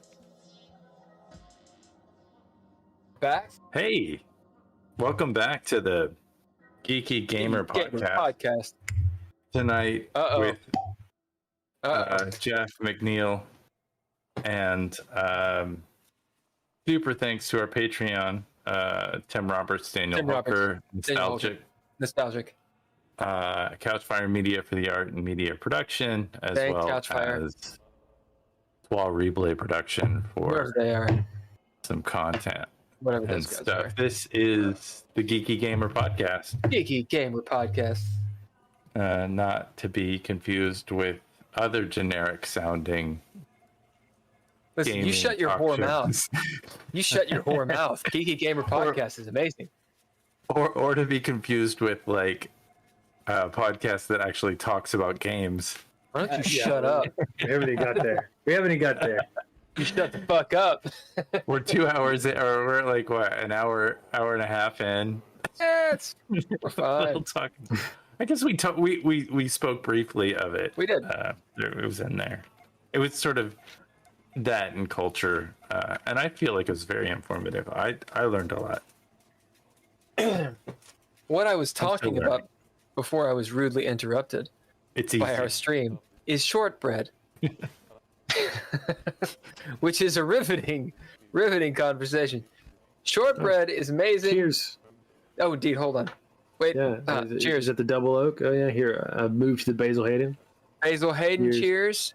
Double oak, Woodford, cheers. Mm-hmm. This is Evan Williams, Tank. And Holker, what are you throwing down? A red solo cup. I am throwing down nothing. A red solo cup. I called it. A red solo cup. Tim says shortbread's a shit. Scottish favorite. Try, baby. Oh, man. Tear it up. Megan's on the horn. Tim's on the horn. All right, so we probably should. I know we were probably in the middle of something, but whatever. What does it mean to be a gamer, Jeff? Oh, I think he had a question. Were we start with the question, or are we skipping that? We go straight to gaming. Is that what we're doing? We can do a question. Oh yeah, Ken, you had a question. Oh, my question was about status. And I think we kind of covered it just very briefly. You know, class systems, rich and poor people. Like, were there clear divisions? Was everybody, or were there pretty big statuses in the school that you had, or do foreigners have a certain status? And we'll end off with, did they act on it? I know that there are statuses between countries. Like if you go to Korea, they have a certain impression of other countries, or if you go to Japan, they have a certain impression of other countries. But I'm talking about like Chinese inside of China. Yeah, so that's a huge part of the culture from my experience. I'm sure Bill can talk about this as well. But because you have this Confucius thing, right? So your boss is way up here, grandparents way up here, the people that are older up here, and you definitely see it in class as well. I mean, you don't see a lot of people of middle or upper class talking to lower class people. I mean, they're all very polite, but in your network, there's a clear line, and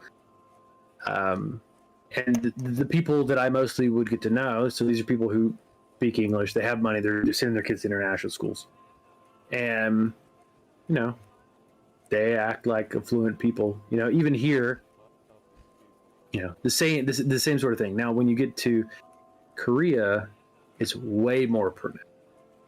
There are a lot of rules, and I think that's one of the biggest things to adapt to with having a Korean family is how strict they are with status and the rules. And I've met several foreigners there. They've married Koreans, and they just refuse to do the jump through the hoops that's required. and it's like a issue with their marriages and such. So, yeah, status is huge there. Yeah. Yeah, way. I've had that experience. I dated an Iranian woman at one point in time in my life, and never even broke through. Like, that was not like I was introduced to the father, and I was basically shunned.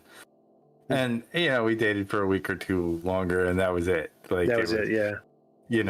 And I had a friend that married somebody who was of a different background, and their mom forced a divorce.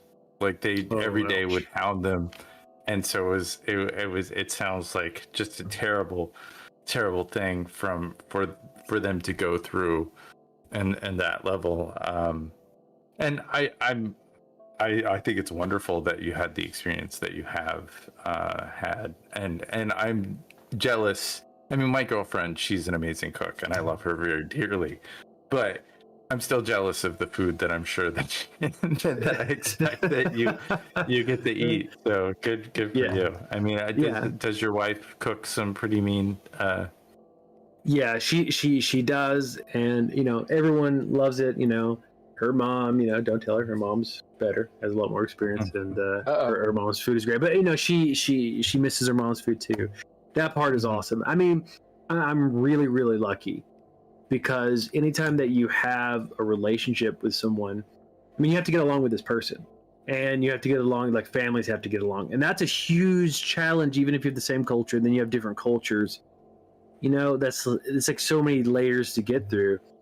And I feel so lucky that, not only did I find an amazing person, but my family loves her and her family loves me.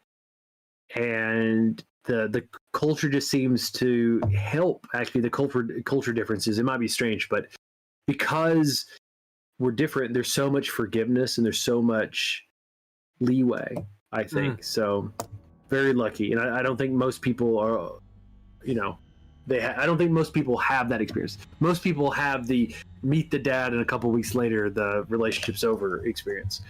So, yeah. It's intense to go through. Okay, let's switch over to games. What are your you said you started? It sounded like you played a bunch, and when we first started the game, you listed off 10 or so, maybe more or less. What are some of the games that you gravitate towards now? Do you video game? Are you still in the role playing game? Are you D20? Are you D10? Are you D4? I mean, what's your favorite die? Yeah, so I'm not a video game person. I get too bored with those. I think it just so I just kind of gave up on that. But when it comes to other stuff, I enjoy throwing a board game down, having some drinks and hanging out with the buddies and playing something, or like really getting intense with a game of Axis and Allies and spending a weekend, doing something like that. Of course. Oh! I will throw down with you on some accent. All right, love that. You found a person. I will drive to whatever little tiny city that you're in Kentucky. Absolutely, I would love to have. I would love to have a game. I've been missing it. So, you let me know. Any weekend, I'll set it aside. I got a friend that may or may not play. All right, I'll play. All right, we'll have to set that up. Oh, and we have Hulker. There we go. That's 4. That's great. Fuck everybody. Everybody's like my day. Bill is not welcome. Now, when it comes to TTRPGs or just RPGs as I call them, like I started developing my own game, and it came out of D20. Not that it's related to D20, but I think it's something that's so common with people who play Dungeons and Dragons back in the day. Every campaign, you had your own house rules, right? You started to change everything, and we just did that so much that it was like, oh well, let's just kind of do something new and make our own. And so many people do that, of course. And whenever I got into game theory and started thinking about game as an experience, game system theory, Right, well, just not gaming, not game theory, but a little bit of that, but RPG theory, right? Right. It opened my eyes, and I thought, hey, I just want to explore this. So I started doing that. So really, for the past 10 years, most of the games that I've played they've been created. So, including DreadLore when I got to play that, but it's been my own system or some variation of that, or it's been, taking groups of games and kind of putting them together and Frankenstein monstering, we'll make that into a verb, our way out. Now, I will say that if it's not that, occasionally there'll be some old school Renaissance, some OSR game that I'll play. But really, 99% of the time, I'm the one running the game. So that's what I do. But I've had a major hankering to play recently. I've been really, really wanting to play. So I'm hoping to branch out. And there are all these games that I've read and I really enjoy reading, but I actually want to play that I haven't got to play. So I'm hoping to do that one day too. Nice. Holker? Bill? Oh no, Ken. What other questions do you have?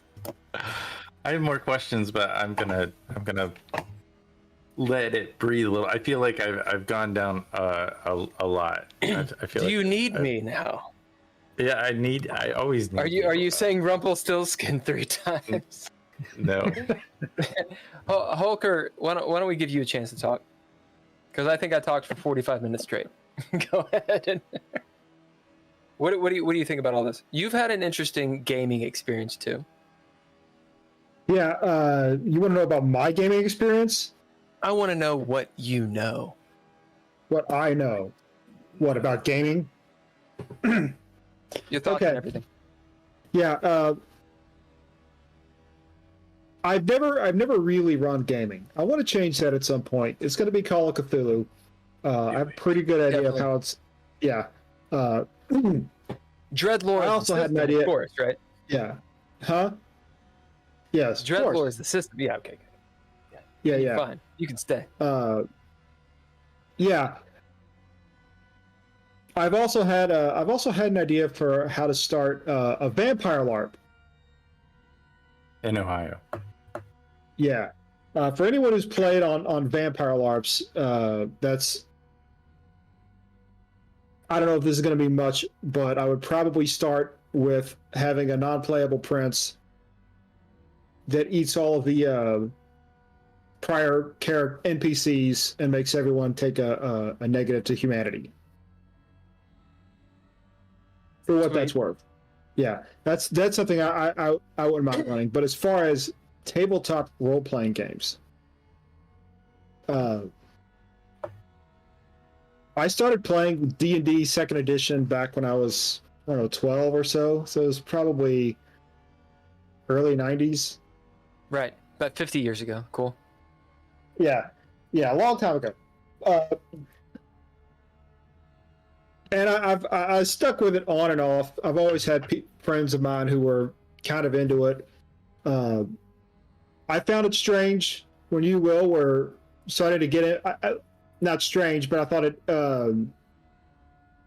interesting when you got into role playing. I was drugged. Yeah, and you were telling me about it, and it sounded pretty familiar to me. Yeah.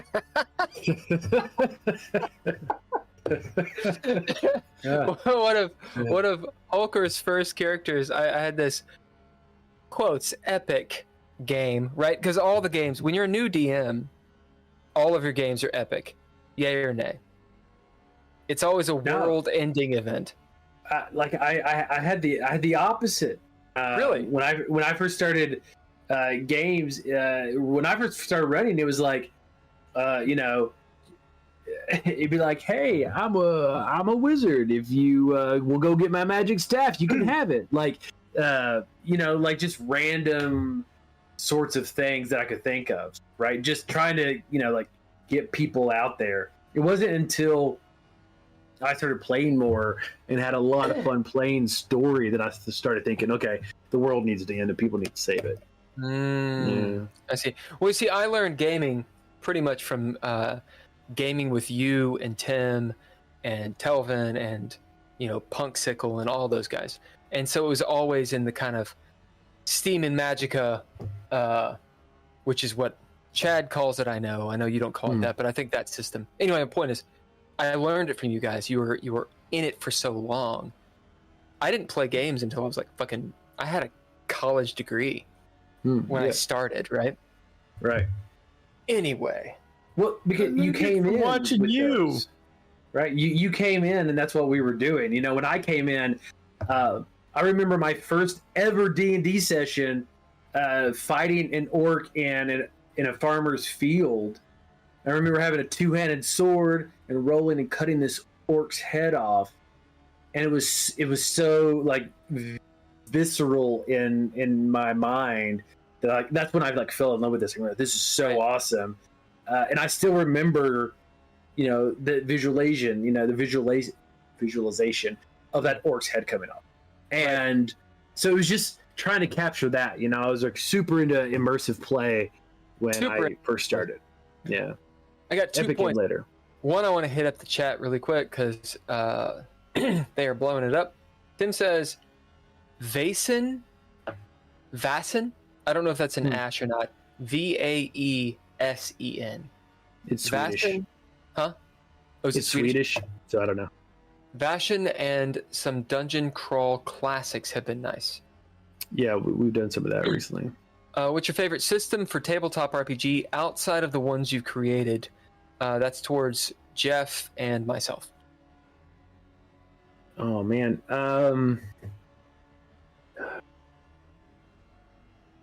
absolute favorite. Really like Call of Cthulhu, and but it's not because of the system. It's just because of the play. I've always had fun doing that. But I have to go with that. What about you? Well, that yours segues us beautifully into the conversation that gets into RPG theory, which we should really call it RPG theory and not game system theory because it's always confused with game theory. Yeah, that's perfect.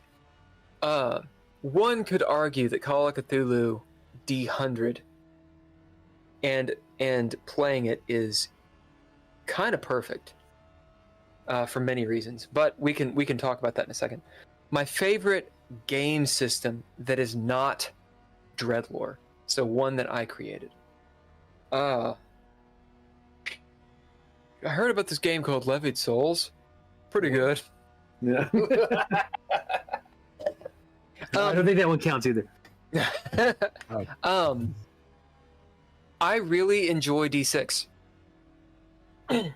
Specifically D6 Star Wars. It's got problems, but that went into a lot of what I did with DreadLore, and I think that it is very conducive to a play style.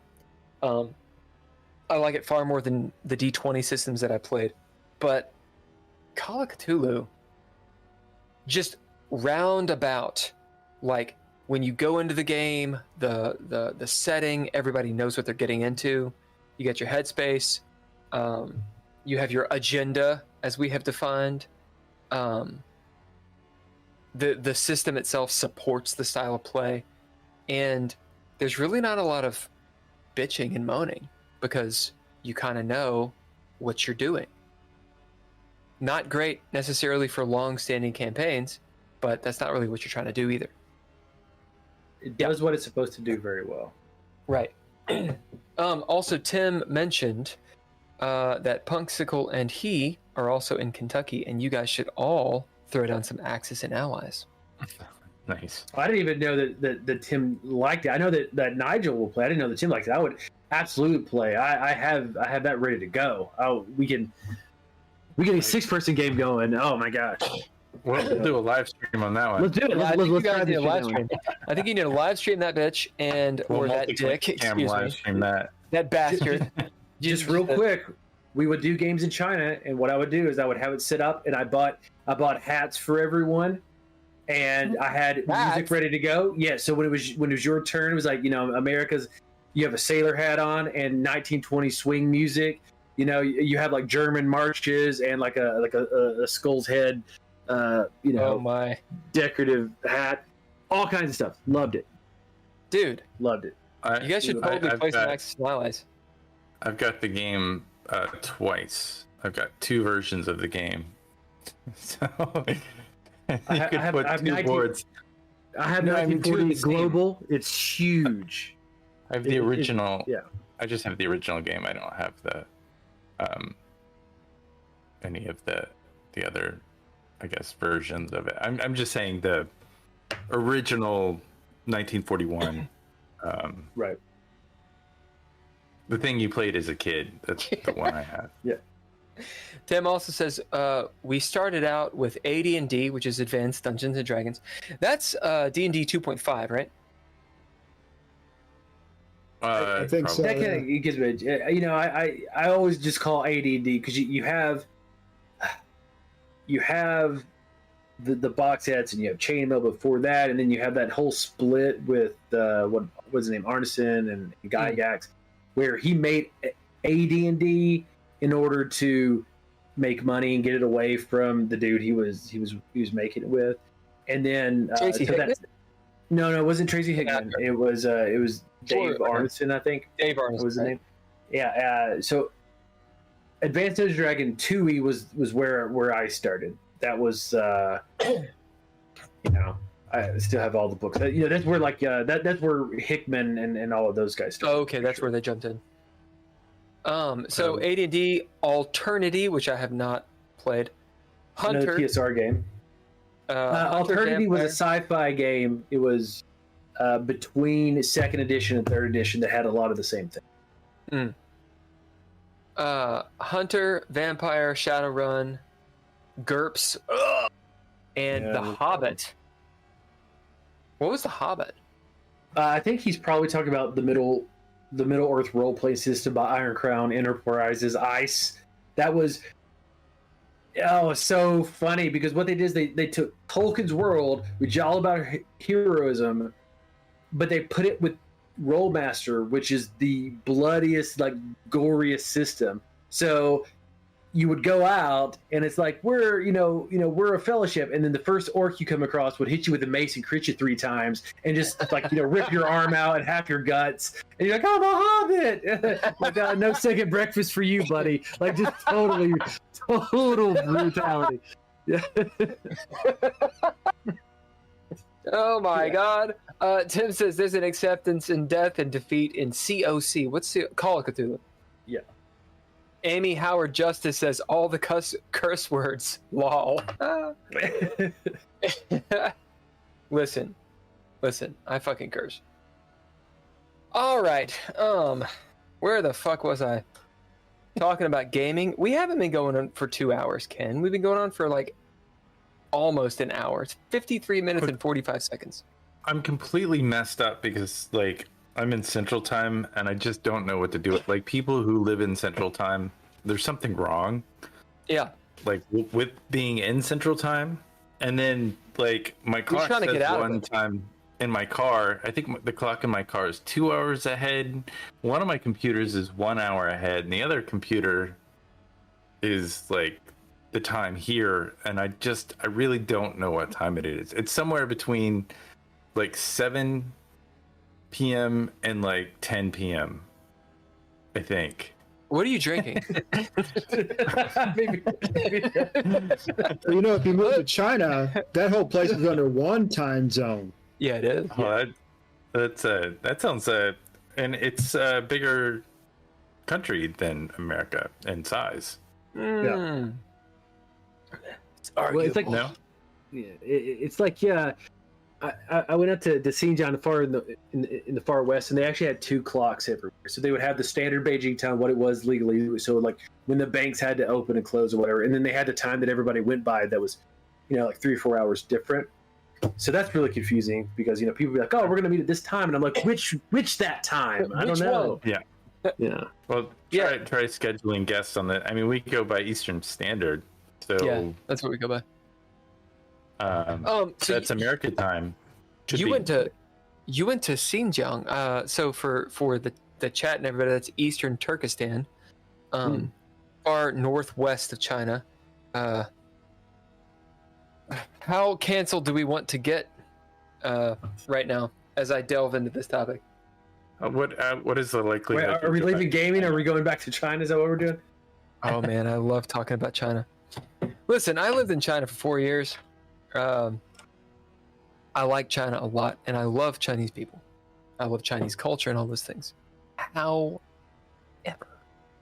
in all the world and all the governments, there is a gray, there's a conspiracy, there's an injustice we can say about everywhere, right? Go say it. I mean, how canceled do you want to get? Sorry. Did you see any death camps over there while you're there? No, I didn't. But I spoke to some people. I spoke to some Uyghurs, and I'll just say this. After some comfort, because I was a foreigner, they talked openly with me, and they would only ever talk face to face. As soon as it got to anything like emails or messaging or anything like that, they were too afraid.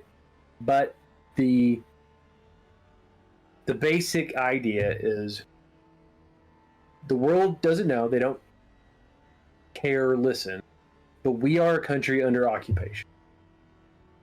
And they are destroying our culture systematically and committing genocide. And they explained how that was happening. And we've never talked about it since because you can't. No, you can't. You can't do that. Yeah. Well, I mean, when I first went over there in 2010, it was just after, I want to say, the Jasmine Revolution, which had nothing to do with China, I don't think. Anyway, maybe it did. I might be mixing things up. Anyway, it was right after 2009, of course, because it was 2010. It was either the Jasmine or the Jade Revolution, where Facebook and all of those things got cut down. It was right after. And a big reason is because of the Uyghur population having revolts. So this is not to shame China or any of that stuff. It's not to shame Chinese people. I don't think Chinese people have anything to do with this. I think the Chinese government, as a government, not the Chinese, not the communist government, because they're not fucking communists. At least, I don't know what communist book they are. It's something that government is doing for various reasons. And is it bad? There's a lot of bad in the world. Yes, it's fucking bad. Yes, it is bad. And I'm a white dude in LA saying it's bad for all that's worth. Never been to Xinjiang. Heard stories. Do they game? I didn't mean any gamers. I didn't mean any gamers. Strangely enough, though, I did walk across the street from my, because I was in the Muslim quarter, right, where the Uyghurs were. Of course. And I walked across the street to the one Chinese business owner in the whole sector. There was one Chinese guy with a business. Can you guess what that business was? Was it a foreign exchange? Currency exchange? No, it was a liquor store. Hey, because none of the Muslims were selling alcohol, and I walk in, lo and behold, out of every place in China, that place had 2 bottles of Woodford Reserve, and I bought those sons of bitches. Oh, shit. What was it? Were they expensive? They were, well, at the time, I thought they were, because they were probably like $50-$60, but now, I mean, if it's on the same price, it'd be cheap, Yeah. Yeah. Okay. I went to a John's out here. John's. Yeah, John's. It's called John's. Jons. I think it has an apostrophe. It's a grocery store. Sure it wasn't a Vaughn's. No, I think it was John's. Maybe it is Vaughn's. I think it's John's. It's Vaughn's. And they have all Vaughn's is the grocery store. Why are you doing this to me? Why are you doing this to me, Sorry. Ken? Didn't mean Now to. you love it. You fucking troll. No, it's a John's, motherfucker. It's a goddamn John's, and there is no apostrophe. John's Fresh Market. You son of a bitch. Excuse me, you son of a bastard. Fucking virtue signaling mother. Okay, so I went to a John's. There's a lot Apparently, of it's John's. I believe you. I'm not going to not believe you. Apparently, the John's out in LA, you can get all kinds of liqueurs and amaros and craziness for way, way, way cheap.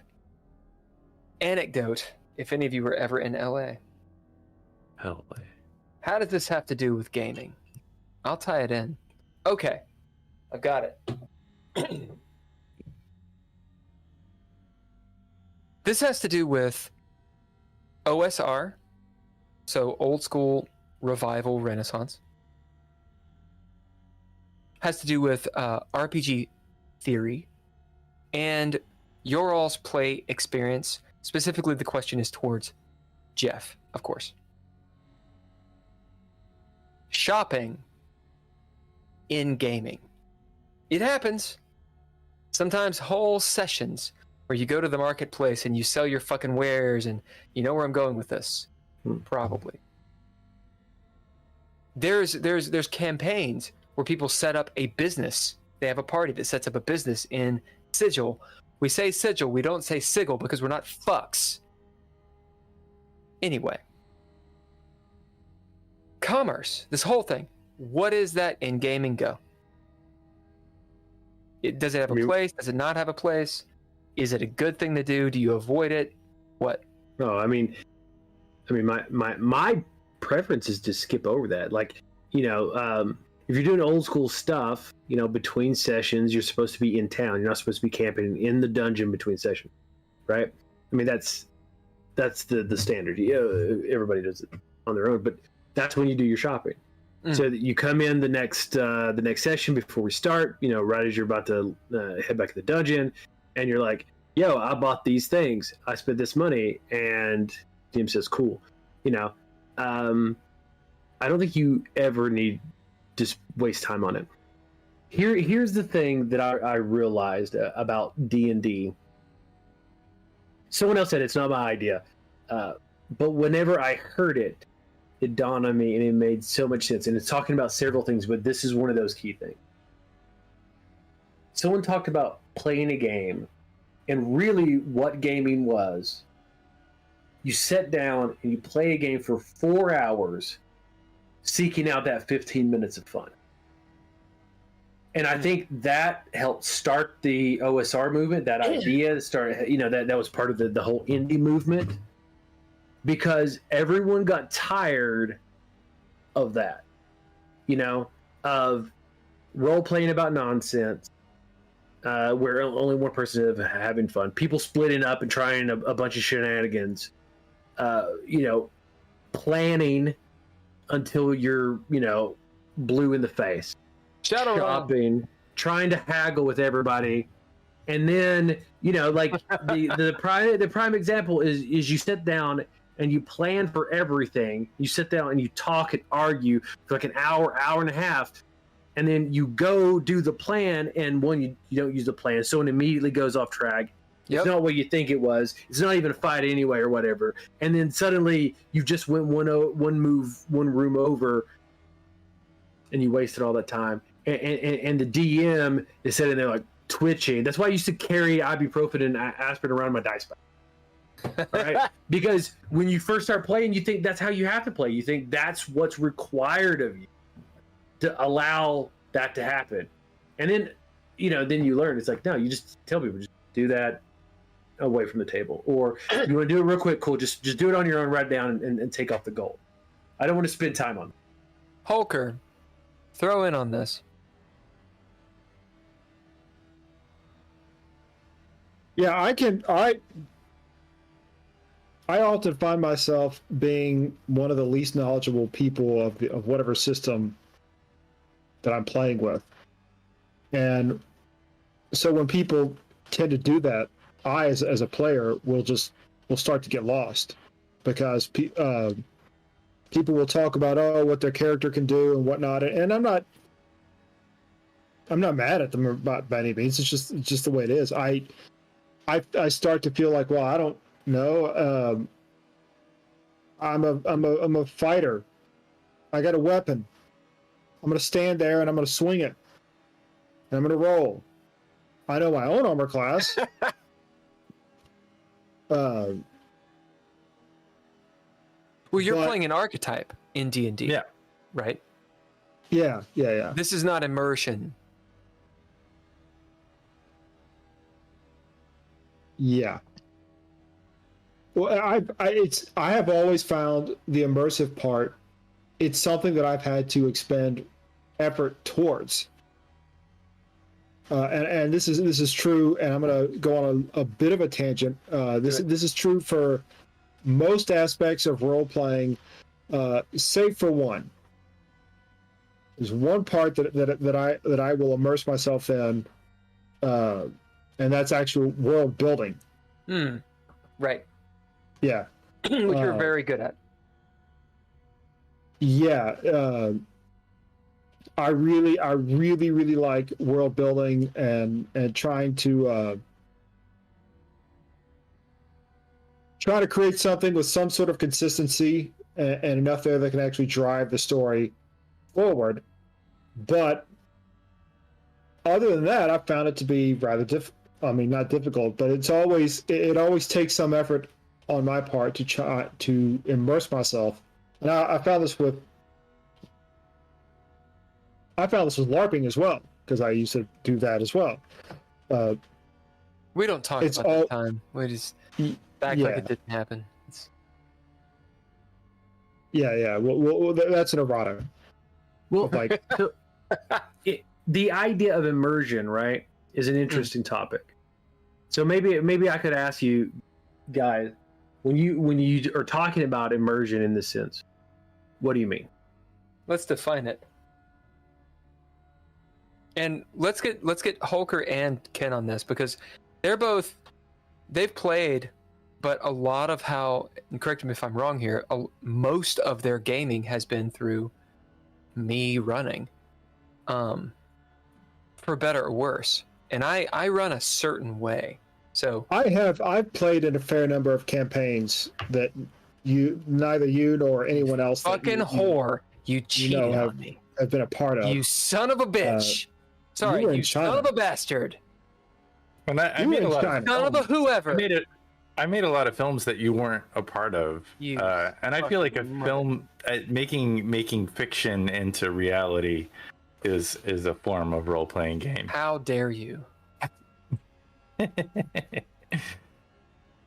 I certainly played a lot in high school, and appreciate playing again. It was something that I didn't expect to do, and I was half being, oh yeah, let's make a role playing game live stream, because I was like, I don't know what to do with myself. It's, being middle-aged dude in Lexington, Kentucky, you gotta figure out something to do with your time. Starting up that rock band didn't seem intellectually stimulating to me, so why not try to create something, tell some stories. And I tried politics for a while, and it was just soul crushing, so here we are. Getting back to your... Go on. Every time you speak, it's about 5 topics at the same time. Getting back to your question, Jeff, or I would say that immersion is being involved enough with the story that you are telling your part of it. In other words, you feel like your character is free to act. Agency. Yeah. So that's another word. To act and interact. We're going to get into some definitions really quick. I mean, this is throughout, and I think we're heading deep in the paint with what, Jeff, you kind of your zone, with philosophy and all these things. People can have their own opinions. They can have their educated opinions, their informed opinions. But when we haven't defined terms, then it's really difficult to really have conversation and figure something out, because someone will say, oh, rules light is the best thing. I literally, DreadLore, the YouTube channel, is in, which is me and Ken, but I'm doing it, so it's me, is in an argument right now on someone's page about the idea of mechanics and should a system have something to do with how a player makes a decision for the story. And they keep on using the word diegesis, which I had to look up, which just means the fucking story. And what I keep on saying in the comments is, hey, we need to define these terms, our definitions. What are you talking about when you say this or this or this? And they don't want to do that. And then when I say, hey, come and talk on the podcast, it gets deleted because I'm apparently plugging my own podcast on someone else's fucking stream. Also, you motherfuckers go to hell.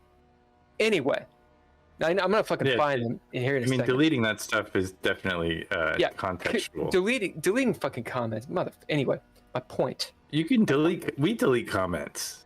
Go ahead. Well, yeah, but if it's like porn or something. No, if it's utterly random. If it's random, it's context based.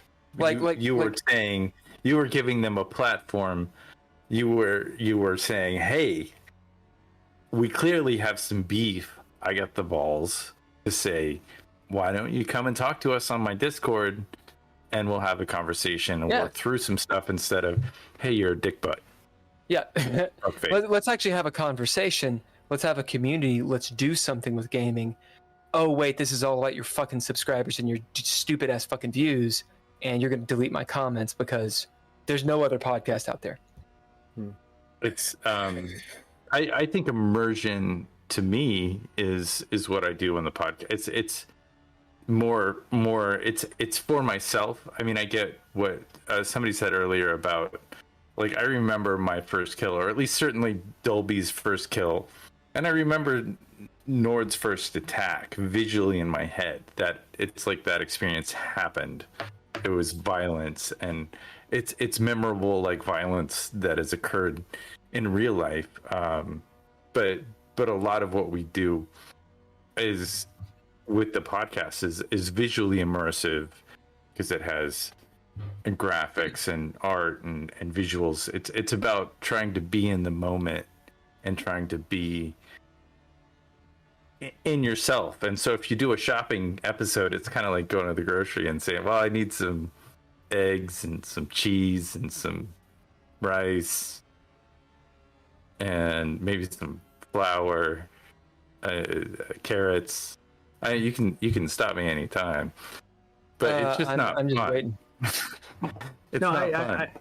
I know. I get what you're saying, and I think when we talk about immersion in gaming, a lot of times I think what people mean is they mean being drawn into that world, into that fiction, right? You're seeing, like, phenomenologically speaking, you're seeing through the eyes of the characters. You're feeling through the fingers of the character. When you look across the table, you're not seeing your buddy. You're seeing, that character. You're in that world. And I remember, when people play in that style, they don't want anything to break the verisimilitude. What's the word that I'm thinking? The reality of the experience. I can't remember the word, but no one wants to break that. I remember when we would play, like you would want everybody to be serious. Don't crack jokes. Don't talk about things outside. We want to be in this moment, right? And that's a particular kind of immersion. But why I bring it up and why I ask it is because, of course, there are different kinds of immersion, right? You can have a story in which is very top down, where you're not in character, you're not speaking in character. Like, say you're making a decision for your character. Okay, am I gonna, if my brother and my, my king are both in trouble, who am I gonna help? And you're kind of doing this top-down approach. So part of it is, well, what does this character think, right? You're not thinking in the character, but you're immersed in the world. You're thinking, should my character do this? Should they do this? What would they do? What would make a better story? Immersed in the game itself. So there's like this different level, right? And I just ask it because when we talk about immersion, it's something that is thrown around so often. I think people tend to be talking about different things sometimes. And it's also the way you approach it. If you're like, I am going to do this action, I'm going to take my sword and block this person attacking me, or my character Nord is going to take his camera and take a photograph. Like, it's the I first versus third person as well. I mean, is that does that have a, like, if you're looking at a person, like, are you more immersed if you say it is me, I, and engage in it that way, or is it if you mention the person as a third person and describe their name and then? Right, like a lot of people, there's a discomfort there. A lot of people don't want to say I do this and speak in a voice and do whatever, right? They say, their character's name is Bob, so they're, well, okay. Bob walks over and he searches this, and he does this thing, and he tells the Lord he thinks blah blah. There's a sort of distance there because it can be uncomfortable jumping in. It's like kind of like acting. You're like opening yourself up and having someone speak back to you. But then on the flip side of that, if you're searching that out, if you're searching that kind of immersion where, I want to argue with you and have an actual conversation from my character's point of I, I, this, you, that, and I want you to do the same, it breaks my immersion if you're talking to the third person. Like, if I come up and I'm like, oh, you bastard, you slept with my wife, I pull my dagger and shove it in your gullet or whatever, and you're like, my character Bob blocks that. There's that step removal that people who search immersion struggle with. In fact, there's like a whole movement, I think, in like Scandinavian role playing where they're all about super heavy character immersion, like that first guy I was talking about. And you would think that LARPs, so live action role play, goes immersive, and in fact, it's like maybe 70-30. Like if I'm being kind, 60-40, meaning 40% immersion, the rest is just weird mechanics, like you're at a Halloween party. It is, like, I agree with you, Jeff. It's very intimidating for people to actually get into the character and to just make decisions. Even myself, like, while playing, I want to describe why and justify why. Everything is why, and some sort of inner monologue that honestly no one gives a fuck about. Like, every so often it might matter, especially if you're trying to set up a scene. That's something that would happen in the Star Wars game that Punksicle ran in DreadLore. We would be very cinematic, and then we would go from the sort of cinematic view into an immersive play. And that's the entire point of DreadLore, right? You're describing the scene and what's happening, and then you're yourself back and forth and blah blah blah, and the mechanics are in there somewhere. So it's a style of play. It's very uncomfortable.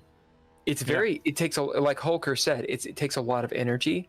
But my argument is, You're around the table for 4 or 5 hours doing a thing. You are not just sitting there eating chips watching a fucking sports game. You're engaging with people. You are creating. You're spending your goddamn fucking breath and your heartbeats. You don't get those back. Do it on purpose. Make something. Which I will understand.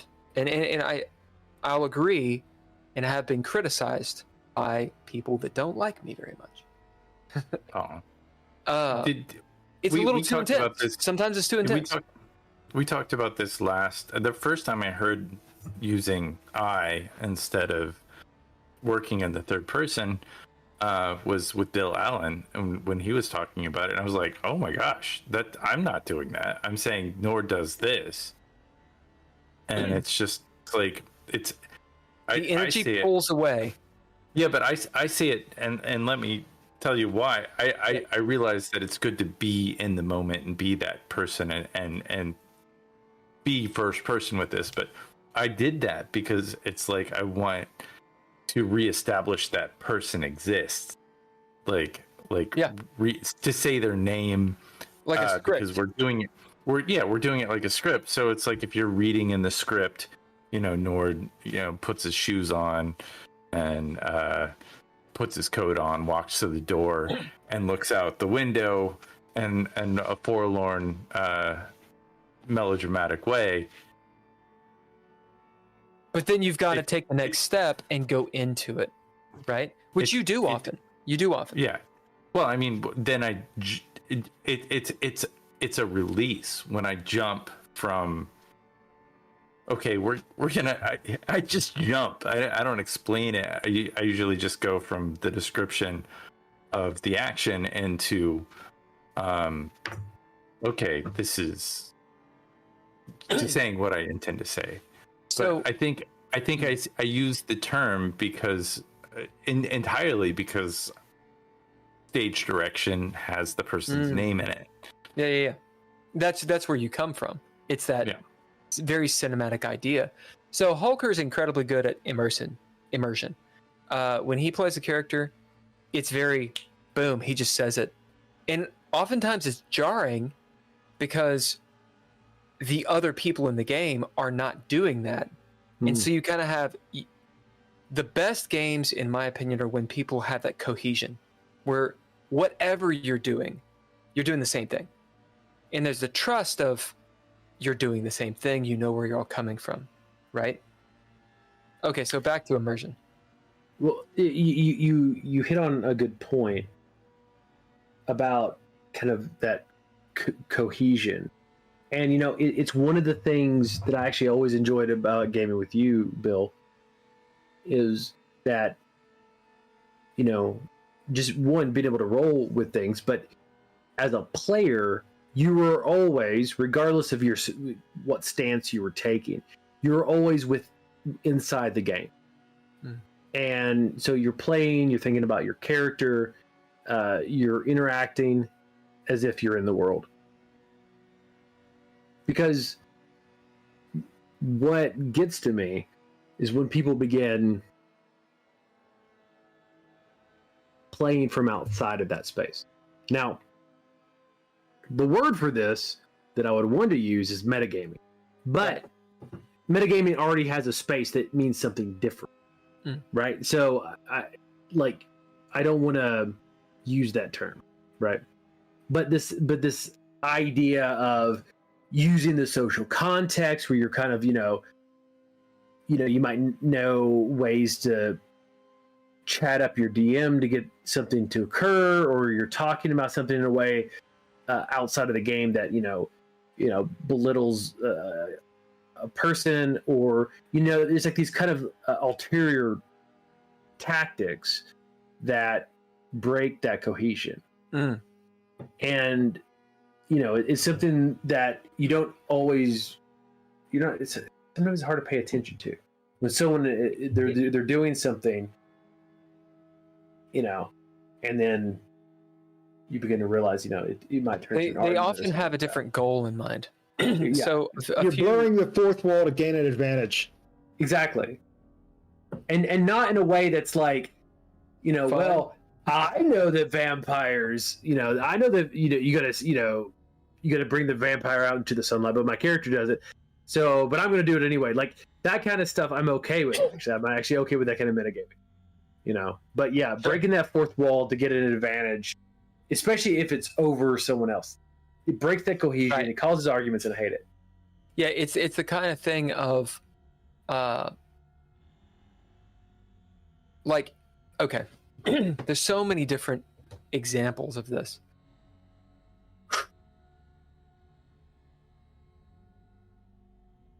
It's a person who's not playing the same game. Exactly. Like, it's not necessarily that they're playing a different mechanic or whatever. It's that their goals are not the same. It's like, as Ken had mentioned many moons ago in another podcast, when you played a draw versus you played a win. Like Data in Star Trek Next Generation. Life forms diddle-doot-doot. You're playing a different game. Life forms diddle-doot-doot-doot. Where are you? If this is something that actually Tim has gone off. He said night to all of us, by the way. Good night, gentlemen, is what he said. It's one of the things that he and we had a big old fight over, and then afterwards talked it out and everything, and broed out and had bourbon and made out, whatever. We were playing this game, and he finally just said, dude, I was running. He's like, dude, I just want to go in and fight the monsters. Like, we've been spending like 3 sessions with like politics and figuring out why we're doing it. He's like, I just want to get in there and fucking stab somebody. And I, at the time, of course, argued against it, but he has a point. No pun intended. If you're trying to play the game where you go in, you break down the door, you murder some goblins, steal the shit, and roll, that's a game, right? But like, if everybody else is like super into the politics of, wait, this currency is not the king's currency, or whatever the fuck, you're not playing the same games. That's right. You go to someone's house for a party, it turns out they're all playing fucking Axis and Allies. God! A lot of dice in that game. A lot of dice. Lord. D6 based dice. You know what I'm saying? Okay, let me talk some shit really quick, and then we get back to this. The channel in question is called Black Lodge Games. So you can go to their channel. It's on YouTube. They have this whole thing reviewing games and such, specifically Candela Obscura. Jeff, have you seen any about that? I just know that was like the what's his name, the Mercer guy. Yeah, Matt Mercer. That's a Critical Role game, I think. Yeah, that's right. Critical Role. That's what it's called. I don't know if this is clickbait or not. It didn't seem like it. It says Candela Obscura review. Is this even a game? And I haven't seen the game, but apparently it's not exactly what it was touted to be. And you should check out, if you want to read it, or I should read it. If you want to watch it, it's Black Lodge Games is a review. And there's this red-headed dude who's got a seriously nice beard. And a blue screen. And he's doing a thing. They have two games or 2 campaigns or something that they're dealing with. And they got in some heat because one of them, the guy who created it, live right now. One of the guys who kind of created their system, pretty much he's just using Forged in the Dark, the Blades in the Dark system, but he didn't credit it, right? So there's that game, and people were kind of I saw some stuff, some of the YouTube things that I watch about gaming, and they were having some issues with that. Like, hey, come on, if you're gonna use somebody's system, say it, right? Which makes sense. But then they have this other system, and I'm not sure the names of them. They have another one that uses 2d12, and it's something like if the dice are different colors and they represent something So it's like if one is higher, like you add them together, but if one is higher, then that's the thing that helped you do it.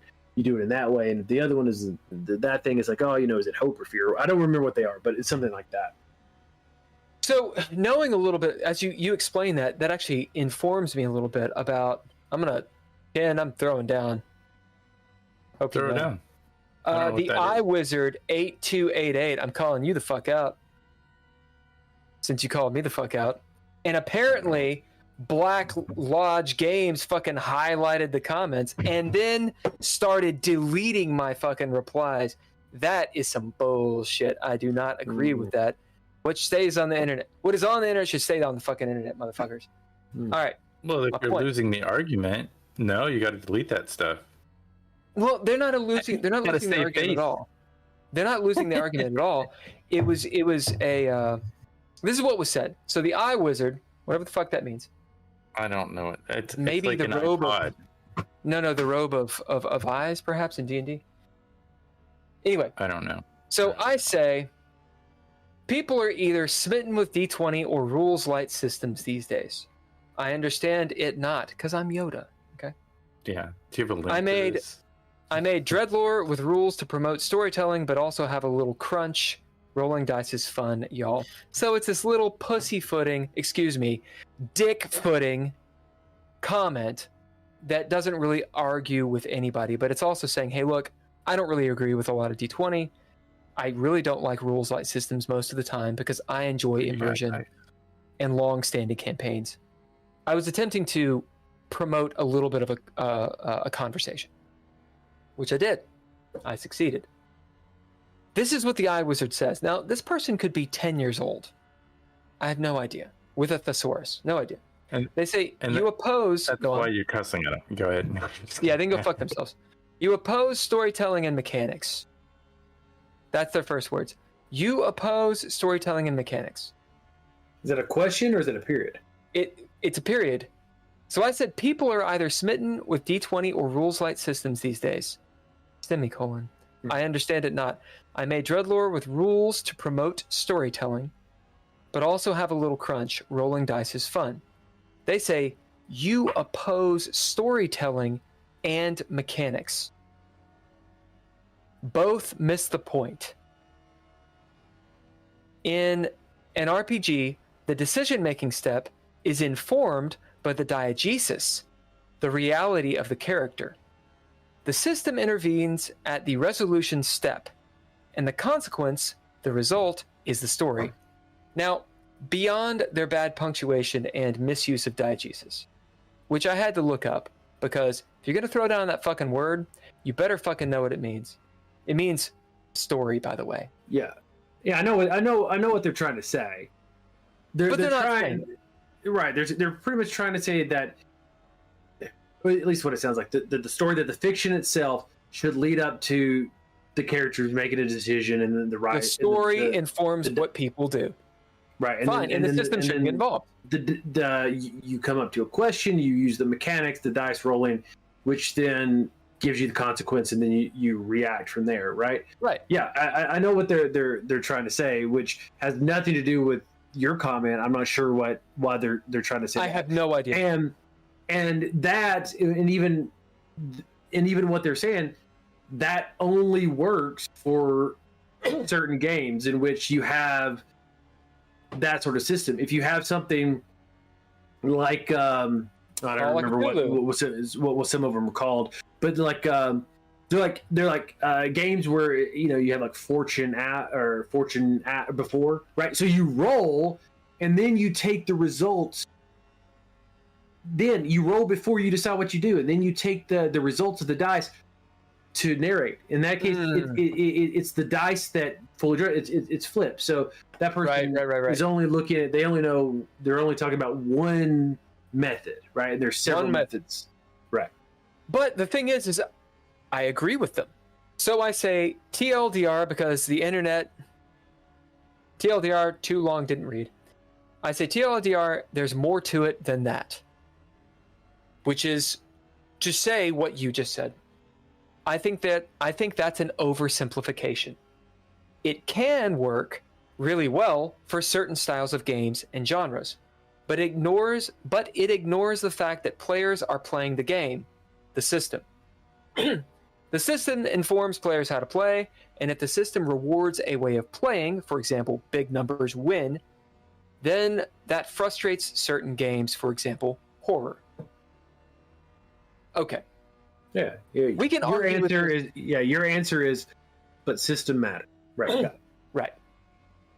They say no immersion, no horror. And mind you, the punctuation is bad. No immersion, no horror. And meta filters between the player and the diegesis impair immersion. It's very simple. As it relies on perception and imagination, it's natural and visceral. I feel like they're speaking to me in haikus. Yeah. Okay. Well, so it sounds like what they're pretty much saying is the mechanics need to get out of the way, right? And they're talking about horror. They're like, you have to have immersion to have horror, which I think is a debate all of itself. Sure. Right. But they're saying let the mechanics out of the way because with their fancy words, what was the meta or whatever the meta steps between the decision and the outcome in role playing. For when you break that immersion and you start again because you're doing some rule stuff, it breaks immersion, which again depends on the game, depends on what you're going for, and what your style of play. Because if you're playing a war game, there were plenty of people who were very immersed in the game. And now again, we're talking about different kinds of immersion, but you can be very immersed, rolling a bunch of dice to hit, then to dodge, then armor, and then damage, and you have like all these steps, and then morale, and you moving your little dudes on a field and measuring it out. There are plenty of people who've been immersed in that, and that's 99% crunch, almost no narrative structure. So this person is taking a very specific line and saying, this is what we're talking. I wonder how immersive a game would be if there were absolutely no mechanics. Because think about it. Let's say it is a war game and there's no mechanics, and you're the arbiter or DM or whatever, and someone says, I shoot this person. You hit them, yeah, you hit them. All right, yeah. So I'm gonna march over there. You trip on something. Sorry, you fall. Yeah. You lose your gun, and you got to keep running because they're still coming for you. Oh, okay, yeah, run. Yeah, and then the DM says, well, yeah, you run into the bushes. What do you do? And the player says, yeah, I'll go over there or whatever, and it just I don't think that would be a very fun. It'd be awesome. It's a really solid point, because really at the heart of it, what when you look at it, a role-playing game without any mechanics, what is it? It's make-believe. It's what we used to do as kids, in which we were very immersed in as kids. But there's a point where it stops when it says, this is taking out that whole meta that this person talking about. When they say, "Boom, I shot you, you're dead," and they're like, "And no, you didn't. I shot you," right? Because even Holker's example, there's a referee involved, right? Without any mechanics, it's just it's pure interpersonal. Like social contract. Yeah. So the reason that we even have a rule at all, even if you want to do the most basic, where it's, do I do the thing I say I do? Yes or no, flip a coin, right? The most basic way you might be able to go about it. I shoot you, bang, flip a coin. Even with that, does that break immersion or does it keep it? Because there might be a difference between breaking immersion momentarily in order to make that bridge versus breaking immersion completely because you can't agree on the consequences, the outcome. 100%. The mechanics 100%. provide a way at their most basic level for the people involved, the storytellers and the players, to come to an agreement on a particular action. and the story can then proceed forward. So you're saying that there's like a list somewhere of rules that everybody knows and can follow, and they figured out. Well, you hit on something here. This is something I had a conversation with another guy about it, because he made the argument. We were talking about system matters, right? And he was making the argument that system doesn't matter, which I don't agree with.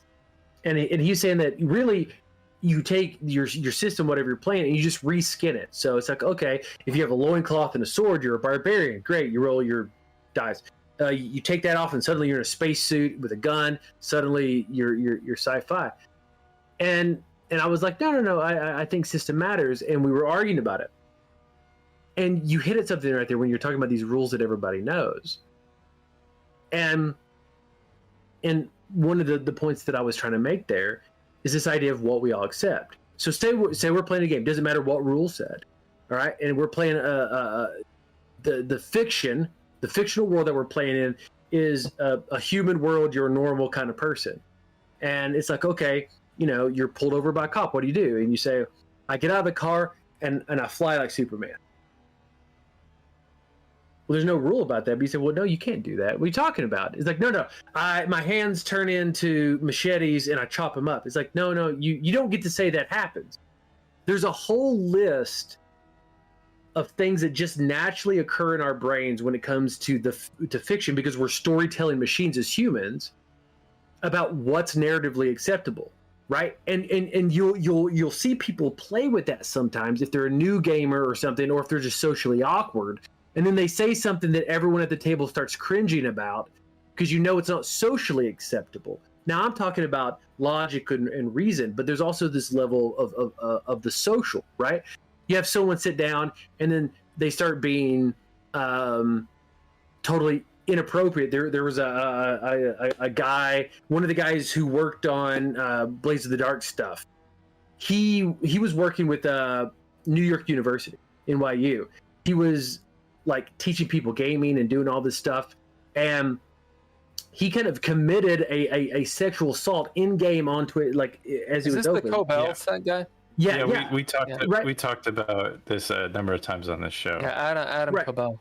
Right. So right there, he breaks. Really? I was drunk. A social contract. 3 times. Right? Yeah. So the point is, yes, there are tons of rules that I would love are to never hear, printed down. Can you go back and just deconstruct the situation for this, because we've talked about this a couple of times, and I think it's fascinating, and I think I got a glimpse into what you're saying. Can you just rephrase what you're saying? Yeah. So I guess that. to rephrase, to be short. So you have a system, printed rules, right? The text that say, in this situation, do this, or give you guidelines, right? Because I honestly believe the actual rules are the ones at the table, not in the book. Like the book, nothing to do with the game. It informs it, but when you're at the table, the rules that you play with, those are the rules of the game. Now, we think in terms of the mechanics being this game that we are playing, this construct, right? This mental construct. Make a saving throw, right? But there are all these other, like a substrata of rules that deal with our language, our social contract. What style of play are we? Are we being immersive? And then if you stand up in the middle and be like, "Hey, who wants Chinese?" And then that pisses people off, right? Or if you're being the goofy character, what's your character's name? Oh, my character's name is Roscoe Pico Train, and people are like, that's not the style that we're going for, right? But you also have this level of mutual understanding about the world. I cast Fireball. Can I do that in this world? Right? Or, what am I bound to? So we know when we sit down and play Call of Cthulhu, we understand immediately the horror and the stretch of the human imagination, and that you're this weak cosmic nothing, right? So the rules are what's occurring at the table. We are informed by a text that give us guidelines about how to handle the game, when to roll dice, what to do that. But there's so much more to that. And that's why it's always weird when you start a new game with people you've never played with before, because you're learning these other rules subconsciously. Right? So, was Adam wrong? Oh, let's put a pin in that really quick, because I want to go into the Adam thing. I haven't actually seen it, so one of these days we'll get you to watch it. Maybe we should all watch it together. We should do a viewing party at a future. Well, what I'm saying is, I'm not going to weigh too much in until it's all going to be observation. I wanted to finish my bitch fest here, and I wanted to take a quick break. Keep going. And then come back and do the Adam Cobell thing, because I think that's a really interesting conversation. So let me finish this bitch fest. Do it. My main thing is, I wrote a comment in response to the person saying no immersion, no horror. This is the iWizard person. And it was deleted. Now, the comment said something along the lines of, I don't think you're reading what I'm saying. Like, I don't think you're actually spending the time to pay attention and have a conversation with me. Would you like to come to the Geeky Gamer podcast, since you obviously have something to say, and let's chat? And I believe that I also extended that to Black Lodge Games. Now, Internet Protocol, I do understand that could be seen as plugging my own show, plugging my own game system. It is, in fact, doing those things. I can see that being seen as a faux pas, which is arguable, and we can argue about it, and it's their channel, and they can do whatever they want. But this is my channel, and I can do whatever I want. I think that is some fucking bullshit. I think where it is coming from, I wasn't just spamming their shit. I feel defensive. I wasn't just saying, hey, jump on my system, jump on my podcast, fuck your shit. That wasn't what it was. I'm subscribed to their channel. I have liked their content. I've watched their content, given them the analytics. I'm engaging with their community on their chat. This is all good for Black Lodge Games. Now, it's infinitesimal because they have, 31,000 views and 2.65 thousand subscribers. Okay, whatever. Yeah, but this is a part of community. Cutting you off. So why the fuck delete my deal? Whatever. We can talk about this. What they did then is they highlighted a reply to my reply, which they deleted. This is how I found out about it, because I got a reply from the iWizard who said, yeah, mind you, what they just said was no immersion, no horror. They replied to my comment. Then they reply again to nothing. Yeah, no system guiding the character's action. From the character's point of view, only his knowledge, abilities, and his surroundings. That's what it's about. Immersion, no filter at that step. Range of actions defined by the diegesis, which they're just repeating themselves over and over and over. Yeah. And they're, again, not listening. Which I sat there thinking, did they not read it? What are they replying to? Oh, Black Lodge Games deleted my reply. And then they had the audacity, in my opinion, to highlight their reply. Because these people love rules light, which you like rules light, fine, I think you're a fuck.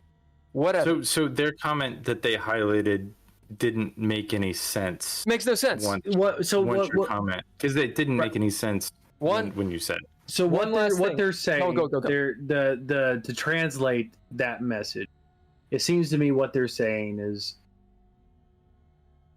now he doesn't use the words should and ought, but I read them. How one ought to play is from the character's point of view.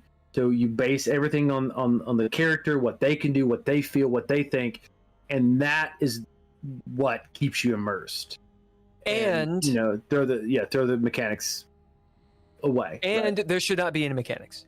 Right.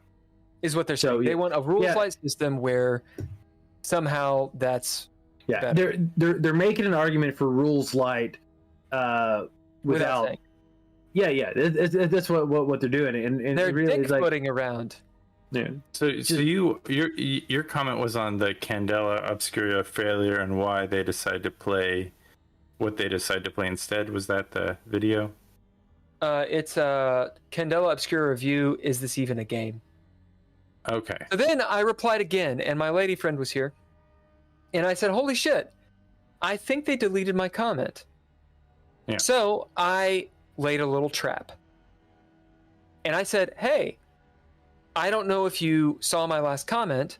I'm not sure if responding to it or not. That's not really what I was saying. Also, I think my comment may have been deleted. What I had said, and I reiterated what I said.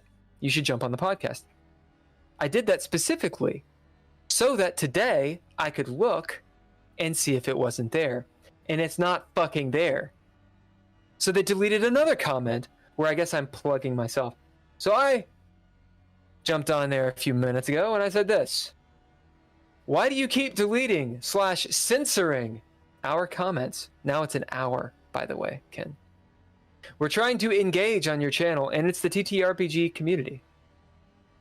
It's totally crap that you do this at Black Lodge Games. So I am formally calling out Black Lodge Games. 2.65 thousand subscribers. You fucks. Stop deleting my fucking comments. There's subscribers now. Oh, geez. Stop deleting my fucking comments, you assholes. Also, the Eye Wizard. Jump on my fucking podcast and let's have a conversation, and I'll respect you. Otherwise, you're gonna get the ire, baby. They're not watching. They're not watching this. No, they can suck my dick. And it's fine. I think you know their shtick, and this is what we've talked about many times, having not seen or heard any of their content outside of just briefly looking at it in this moment. Like my commentary of them is they've found somebody else's product that they're highlighting, and they don't like they're critics. They're not makers. So it's not. That's what critics do. I mean, they might. I just unsubscribed and downvoted their fucking video. And well, it also there's also this idea, and it goes with a lot of hobbies, not just gaming, but that people think that there's a better way to play. Now, I think you can argue there's a better way to play to meet your goals or to meet your agenda, but to say that this style or this method is just superior, right? Is kind of bullshit. It's like people who want to argue and be like, football is better than basketball. It's just it's objectively true. It's like, okay, you're just being a dick, right? Like you can critique the differences, but people are gonna have their own values, right? It is though. Yeah, there you go. See, that's what I'm talking about. It's just like saying white people are better than other people. Lord, you just love it. You love it. All right, let's take a break. We're gonna do a 10-minute break. Holker, I know you got to bounce. Would you like to have some last words before we jump off? No. Yes, I am. Good. No, it's a good last word. All right, Holker, we will see you on Monday, 7 p.m. for the Red Writ. The Red Writ. Theater of the Mind podcast is what we're doing, and you can check that out and all that goodness. Patreon people, Tim Roberts, thank you for jumping on. Daniel Holker, thanks for jumping on, Holker. And Nostalgic, I believe, is still in the chat on YouTube. Okay, Couchfire Media is doing the production. Trois Replay, whoever the fuck they are. And Black Lodge Games, you can suck my dick. Okay, we'll take a 10-minute break, and we'll be right back with Jeff McNeil. Wonderful. Just give me 1 second, because I'm fast, but I'm not that fast. And now.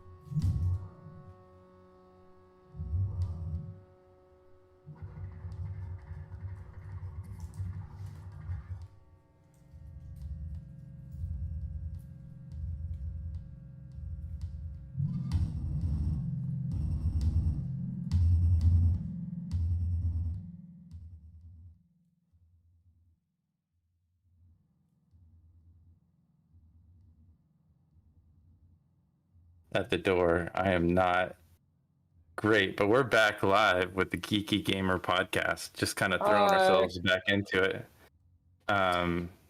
Welcome, Jeff McNeil. Hopefully this is not the last episode that you'll be on, that you'll join us for many hopefully more. Not. The sad thing is that we live in a world where we have to feel the need to give disclaimers.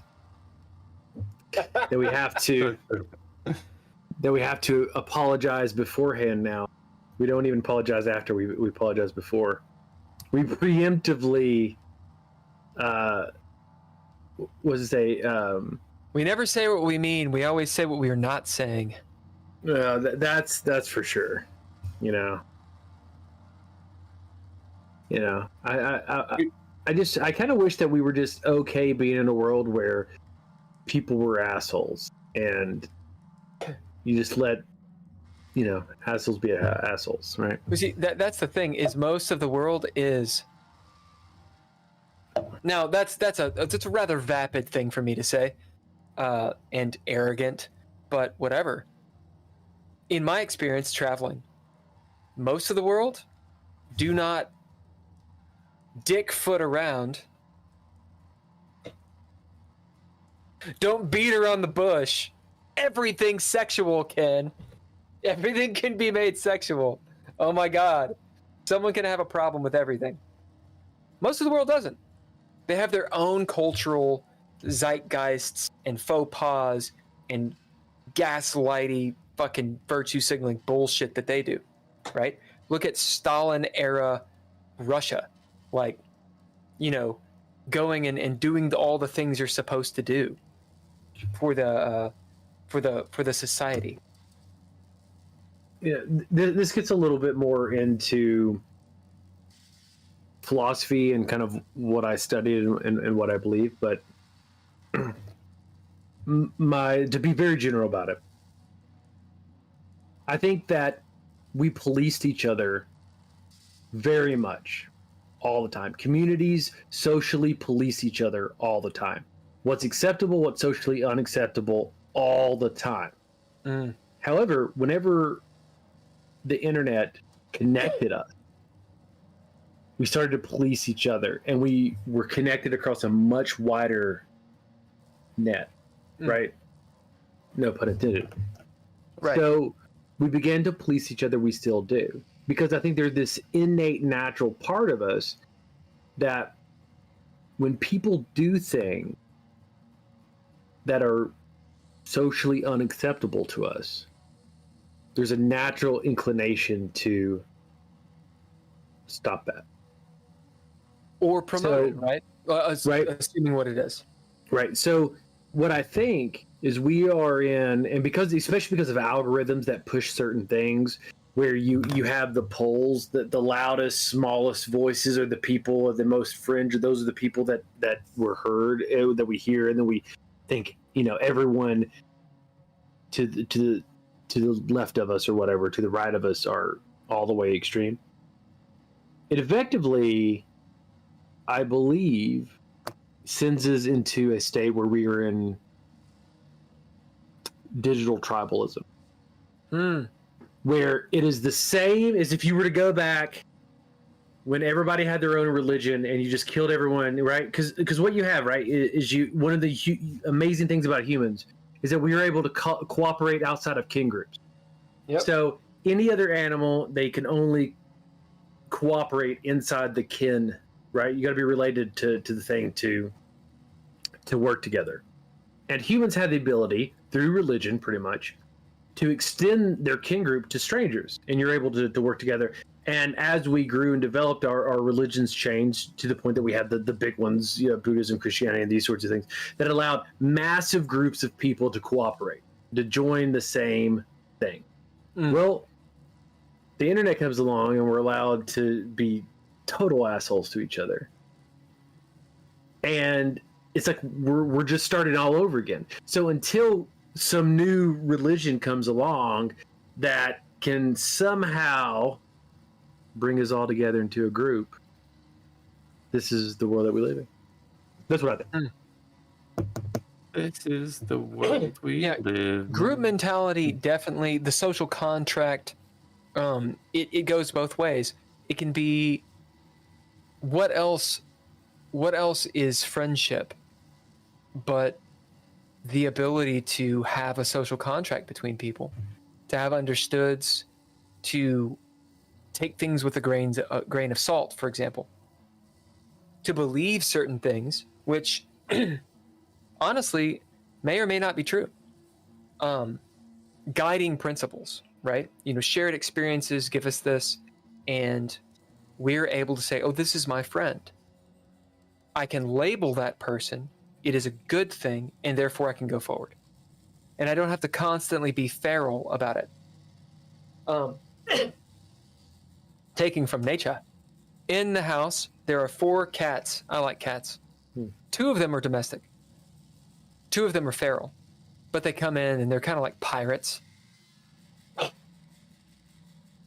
One of them is sort of like quasi-feral. Probably lived in a house. My point. Because no one has an attention span. When I walk through the house to go get my coffee, I hear the pitter-patter of cat feet. Do-do-do-do-do-do. The feral cats run away. Right? Why? Because they have the wild still in them. And I'm a big monster that, while they can hurt me, inconvenience me with a cat scratch or a bite, I can kill them. Right? Huge difference. Right? Call of Cthulhu style. Every time I walk by, they're on alert. They jump up. They freak out. They run away. Even when they don't, constant alert. They're not able to relax, ever. Being able to look at someone and say, oh, you're not related to me. There's no immediate reason that you owe me. I don't dominate you. We're still friends. I can relax around you. We can cooperate. We can do things. You know what?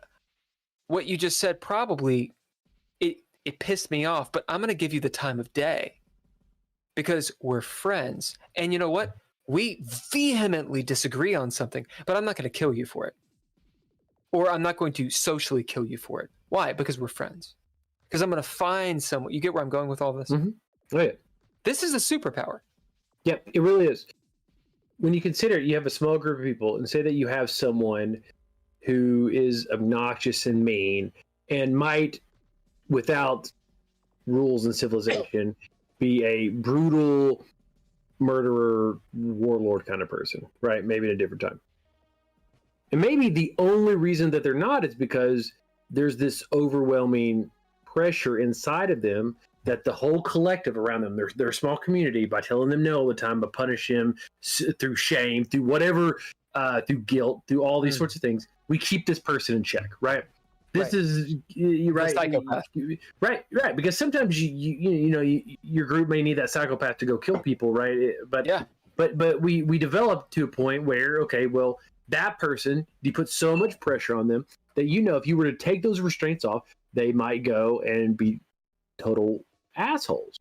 Yep. Well, suddenly, when there's an internet and you can be anonymous, there aren't people. It's like that burden is released, and those people can go be, warlord barbarians all over the internet. And people can get it out. Like, why did we all play GoldenEye and Halo for a moment? I didn't. I mean, well, this is because you're Generation X. The point is, you play these first-person shooters, or you play these board games and trounce your fucking friends. Fuck you! Right? Why? It gets out aggression. I mean, why do people play games? Right? Like, what is the point? Sports. It's simulated war. It's simulated war.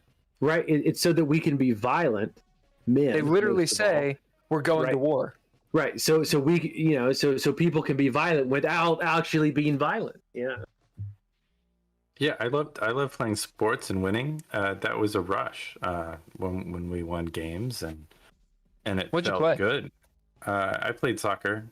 Actually, I was on the same soccer team as Andy Bashir, for a long time. Really?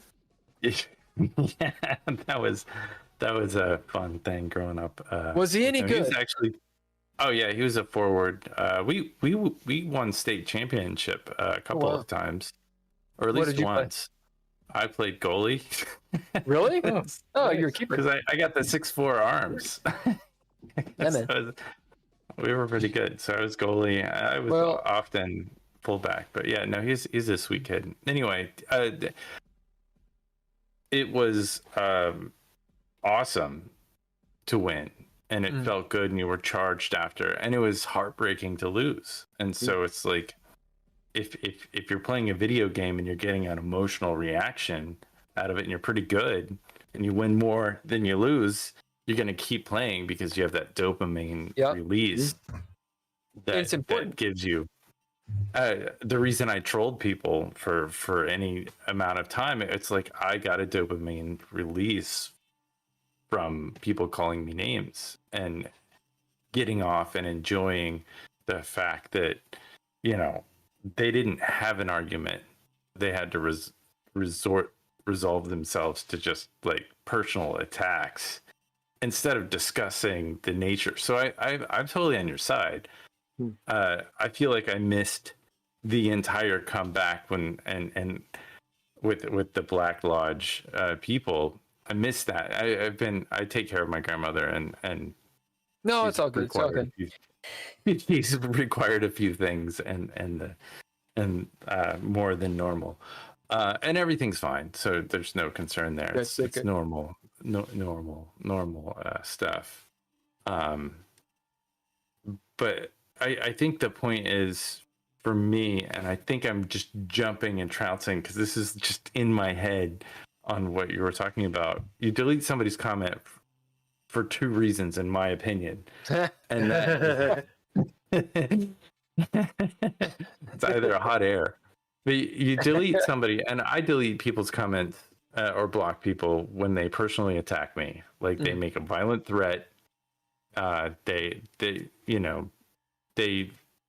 threaten to do some harm, physical, mental, whatever. If you feel like you are getting harmed by someone or abused by someone, that's when you start blocking and deleting. And the second time is promotional spam. I feel like that's where you were. The thing is, you're on the same platform. You're on the same platform. I see. There's a difference.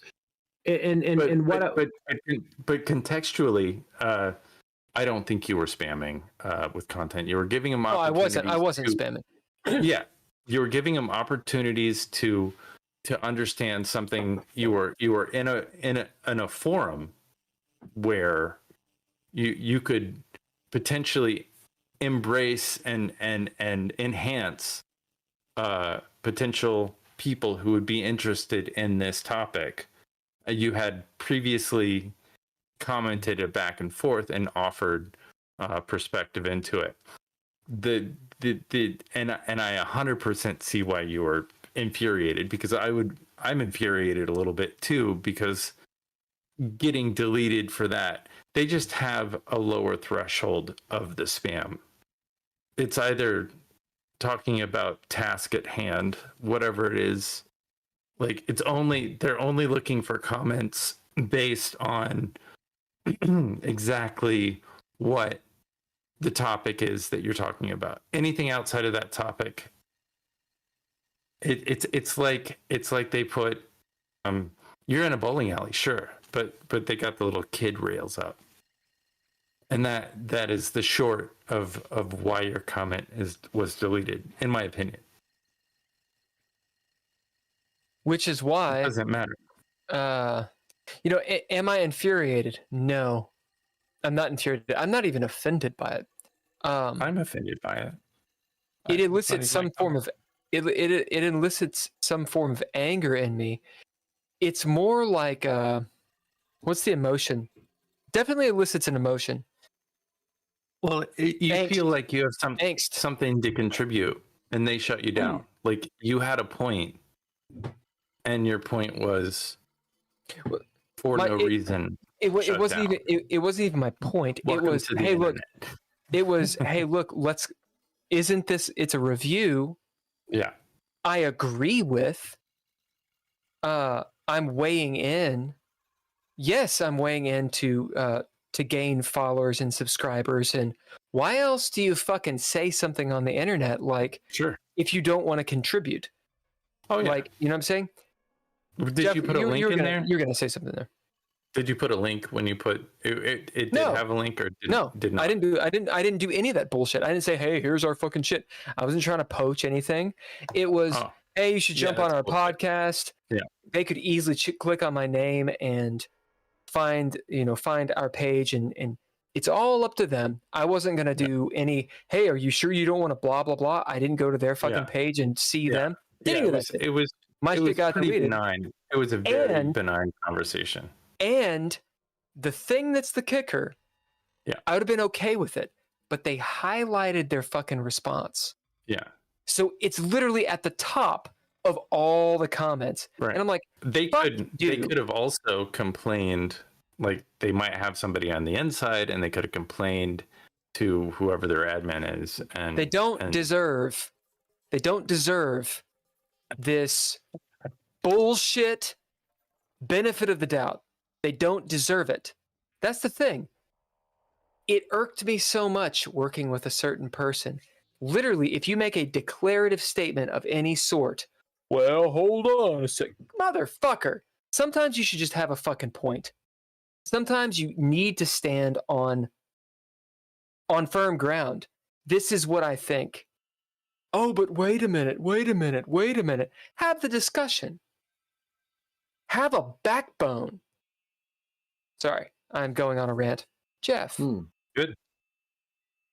Oh, I was just going to say that I think it's different. There's, when someone goes in and they're like, the only purpose that they have is to be like, hey, cheap watches for sale or whatever that they're doing, or like, hey, or someone asks a question like, hey, what game systems do you like? You're like, I like the one that I created and here's the link for it, to go buy it. Like, that is obviously spamming, right? You're going there. It's another thing to be like, hey, we're actually having a conversation. Why don't we do it on it's an invitation. It's like, Well, that was it. It's like trying to have a conversation over email. There's a point where you're like, hey, can we use something better? Like, because you've said your stuff, I've said my stuff. You've responded, and I can tell you don't understand. Like, we're not communicating. Let's actually talk about this. As it turns out, there's a forum for it. Hey, Black Lodge Games, why don't you join? Like, have this conversation. If you guys want to do a podcast, I'll fucking jump on. Oh no, you're too small.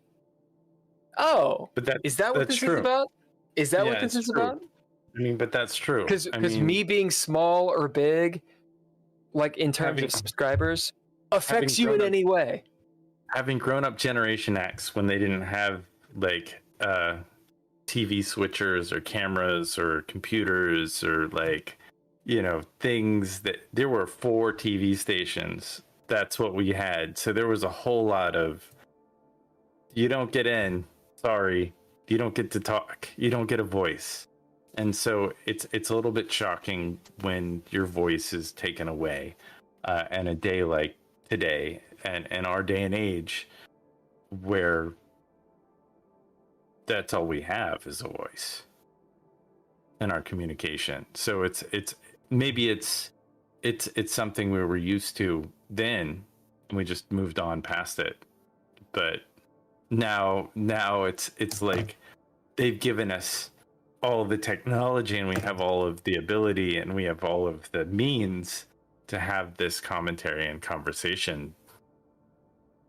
But it was like a conversation, a means of fulfilling that need to communicate ideas was taken away from you. And it sucks. That really sucks. Well, again, Black Lodge Games can they could reach out, and you know what? I would be perfectly fine being like, hey, look, it's all good, et cetera, et cetera, et cetera, based on an actual conversation. If they deign to have that. And if this eye wizard dude or person wants to actually have a conversation, I'm willing to give that person respect. But if they're going to hide behind the anonymity of the internet and delete my fucking comments, then they have no spines and they're cowards. And I have zero respect for them, and they can go fucking die in a fire with AIDS. With AIDS? Terrible. With AIDS. AIDS or no AIDS. No AIDS. Nobody wants AIDS. Nobody wants AIDS. AIDS is bad. I mean, no one wants to die in a fire either. Nobody wants to die in a fire. Like, if I'm being honest, if I'm dying in a fire with AIDS, the AIDS is least of my concerns. It's really the fire comes first, right? Unless it caused anyway. So yeah, it's that very thing that I got off on as a troll myself, like getting people angry like that. When you can tell when somebody's angry, you get off on that, and maybe that's like a reverse troll that they did by deleting your comment. I don't know. I mean, they don't. Cobell, what is the situation with Adam Cobell? How do you understand it, Jeff? Oh man, it's been several years. Yeah, it's old. Oh, has it? Yeah. I don't remember exactly even when it was. It was like 2018, man. 2020, something like that. I don't remember. Several years ago now. So, and I could be totally messing this up, but okay. So I remember seeing some of his stuff like back when nobody was watching. I saw some stuff. He's talking. Yeah, real old. Like John Harper, like they played in games together of Blades of the Dark. So he gets in this position where he's like what is it, like a resident DM, I think, for like what was that? I don't know, like Roll D20 or something, like one of the big ones, right? So he's like working at a university for this thing Modifius. Oh, right. Okay. But they were doing it every day. It was like every day, several days a week at least. It was like professional. Right. So I remember like they had to have been getting paid. Yeah. So because I remember it was streamed online. The event, which was streamed online, you could go and find it. And this is probably it's a little iffy for me because I can't exactly remember. But so he's the DM, and there's a girl, and she's running a robot. It's like some sort of sci-fi game. A male robot. Yeah, a male robot, right? And well, you might know this better than me then. And what the DM does is he has like a mechanic or a robot mechanic. Yeah. Who's very obsessed with this robot, has obvious desire, and they kind of talk, and the guy wants to like do something to the robot, and the player is kind of like, I mean, okay, I'm going along with it, and the doctor engineer guy hooks these electrodes up and effectively gives the robot an orgasm, like an electro orgasm. And it's like at the end of the session, and the DM's like all like really excited about it, like, oh my gosh, this thing happened, blah blah blah, look at this, blah blah blah, this thing. And everyone in the chat, she was kind of going along with it and kind of like, oh, okay, but you could definitely tell like he was not grasping that everyone was very uncomfortable. And you kind of watch it and see it. At least that was my perspective. They were laughing. It was like a cringe kind of laughter. Yeah. So because she didn't know what was happening, there was no choice. He didn't give her right. There was no like, okay, if you do this, then this will happen. Here's what he wants, or blah blah blah. they role played through it, and then suddenly like, oh, we just role played effectively a sexual assault. Mhm. And so they get offline, they ended, and she just thought about it, and she's like, man, I just don't like this. It just feels really bad. So she ends up saying something about it, and at first, of course, he kind of defends himself, and and then they have a back and forth, and then eventually, like, he got so bad it blows up, and he gets in all this trouble, and he's not at the university, he's not at the company doing the thing anymore, and he goes offline completely. And he posted like one of those kind of pseudo apologies where he kind of said, I should have known the people at the table better, and what they were about, or something like that. It wasn't like I made a person feel really uncomfortable, and I'm really sorry about that. Like, and a few years later, there's some game book being released of a bunch of adventures or something, and he was actually gonna be in it. And then whenever that kind of thing happened and they thought about it, it's like they took the names down and he went to a different area, or it was like in fine print or something. They purposely like, oh, we're gonna make this guy's name smaller, right? We're gonna take him out, right? He can't. He's gone the way of Al Franken. Yeah, just gone. Hello. So you want to? I guess you can't hear. That's correct. No. Yeah. This is Erin. She jumps on every so often. Erin's already had this conversation. I feel like. Yeah. I'm gonna go get a wise. I feel like here. We've already had this conversation.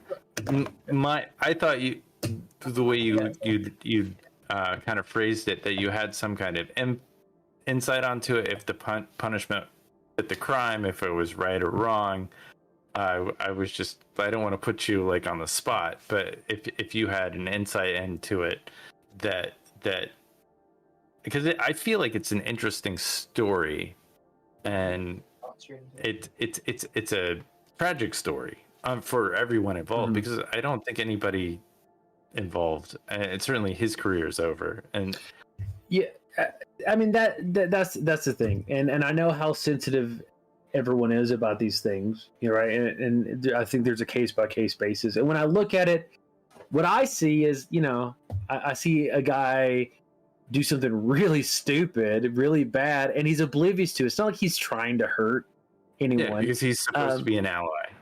Right. And if you hear him talk about stuff outside of that, he really was. He talked about it a lot, but it's just a sad part about the world we live in, I think. I mean, I understand that there needed to be some sort of repercussion, but it sucks that, it upended his life, like, to me, because it's like, okay, he should be banned forever, in my opinion, because it's not like he was doing it on purpose. It's not like he was a predator, At least I didn't feel that way.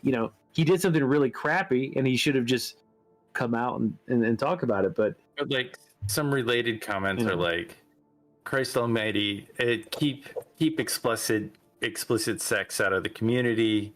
A TTRPG needs to be non-sexual, and it goes down on. There's a lot of like moral, it's not like people are concerned.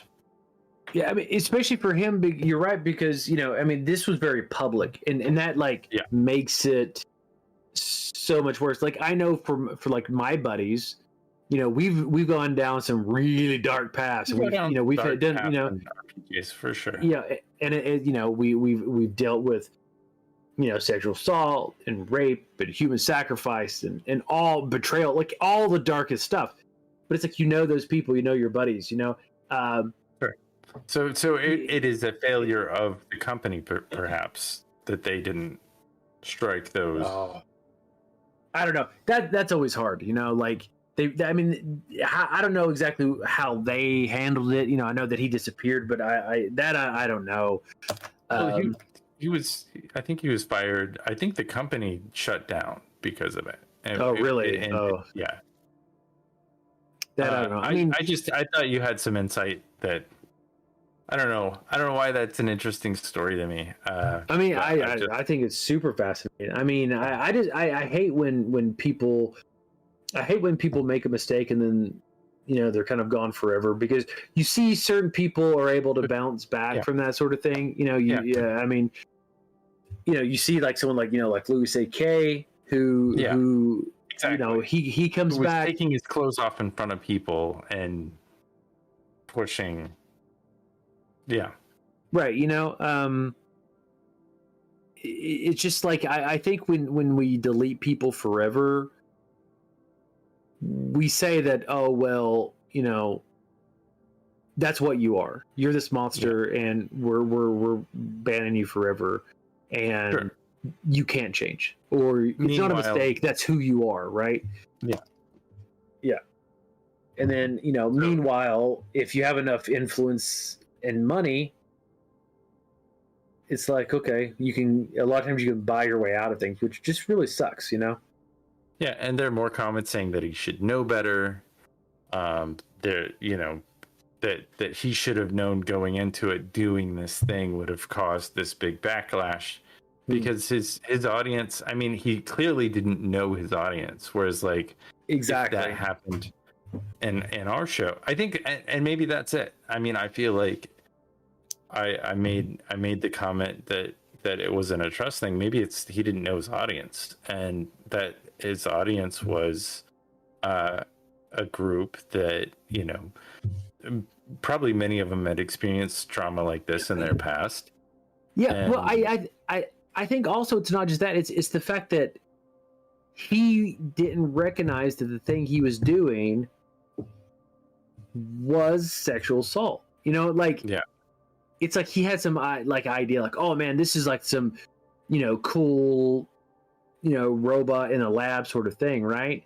Mm-hmm. And I think that he didn't make that connection, and then bringing it to people he didn't know very well and doing it publicly, recorded. I mean, there's just like layers of stupidity that it didn't strike him, right?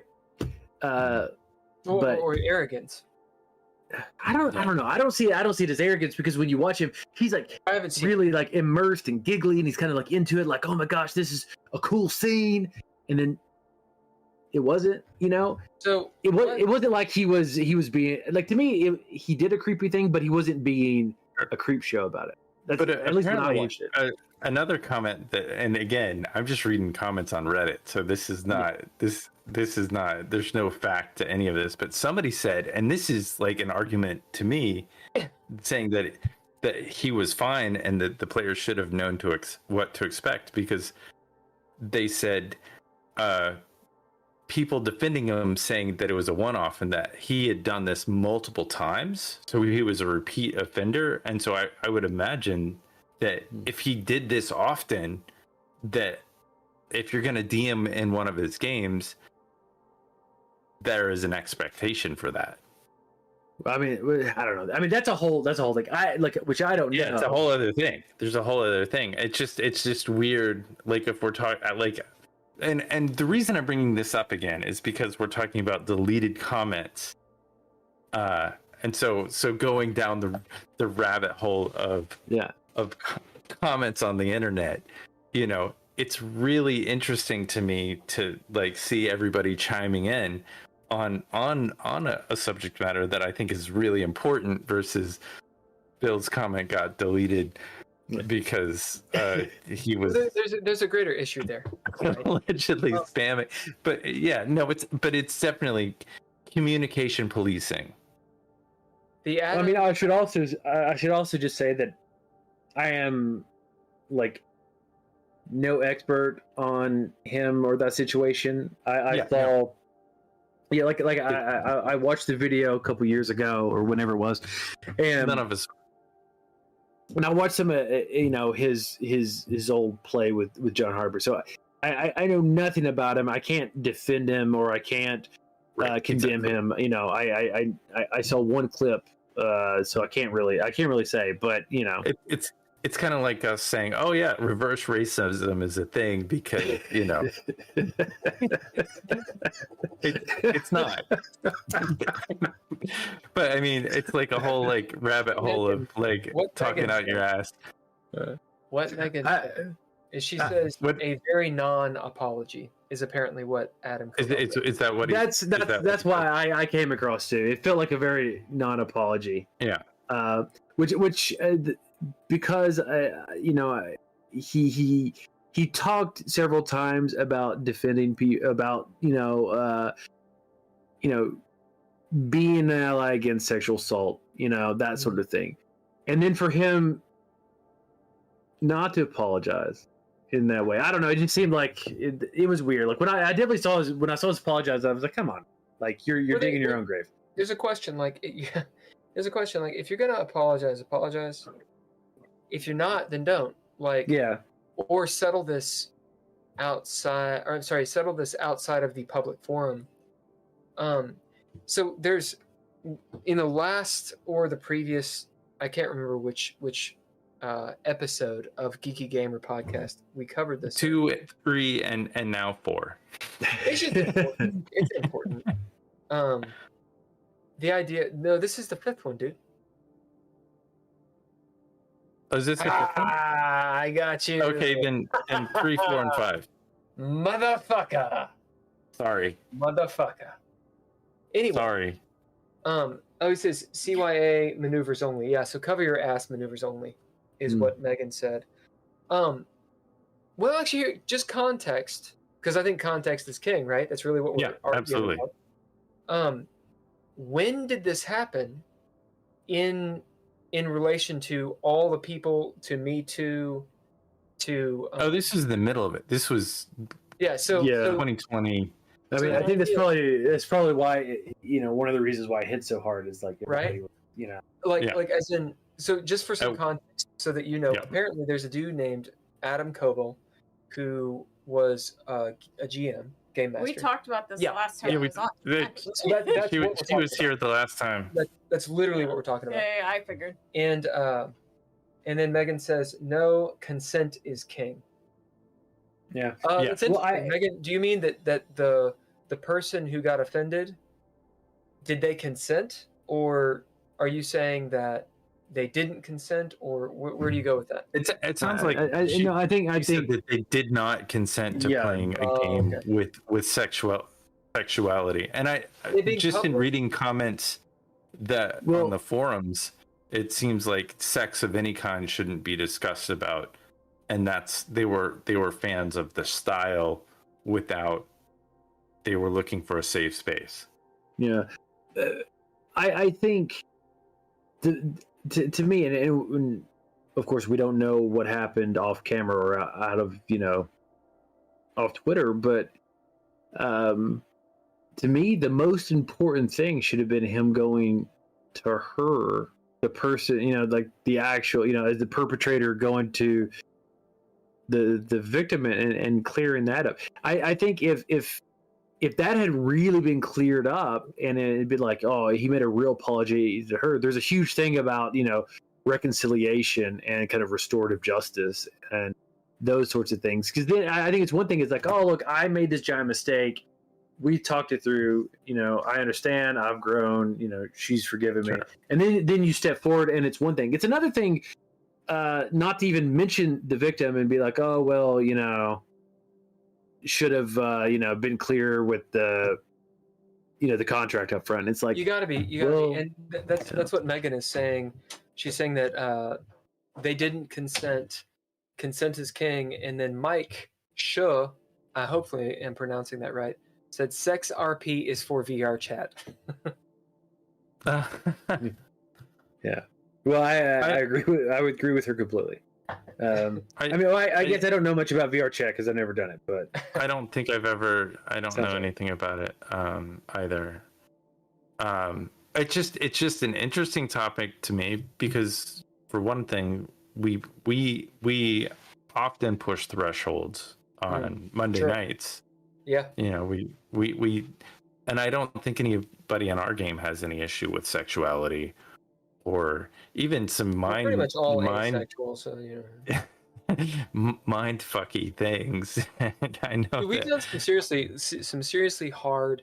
Like, there's a couple of the YouTube shorts that Ken has created that we had to put a disclaimer on, you know, because of personal harm and that kind of stuff. Like, that's one of the cool things about gaming is you can get in, as we talked about at the beginning, you can get into some serious issues and really deal with some stuff in a safe space, but it's got to be safe. And checking in is good. You got to trust. You got to trust people. You know, if that one character is doing a thing or not doing a thing, go on.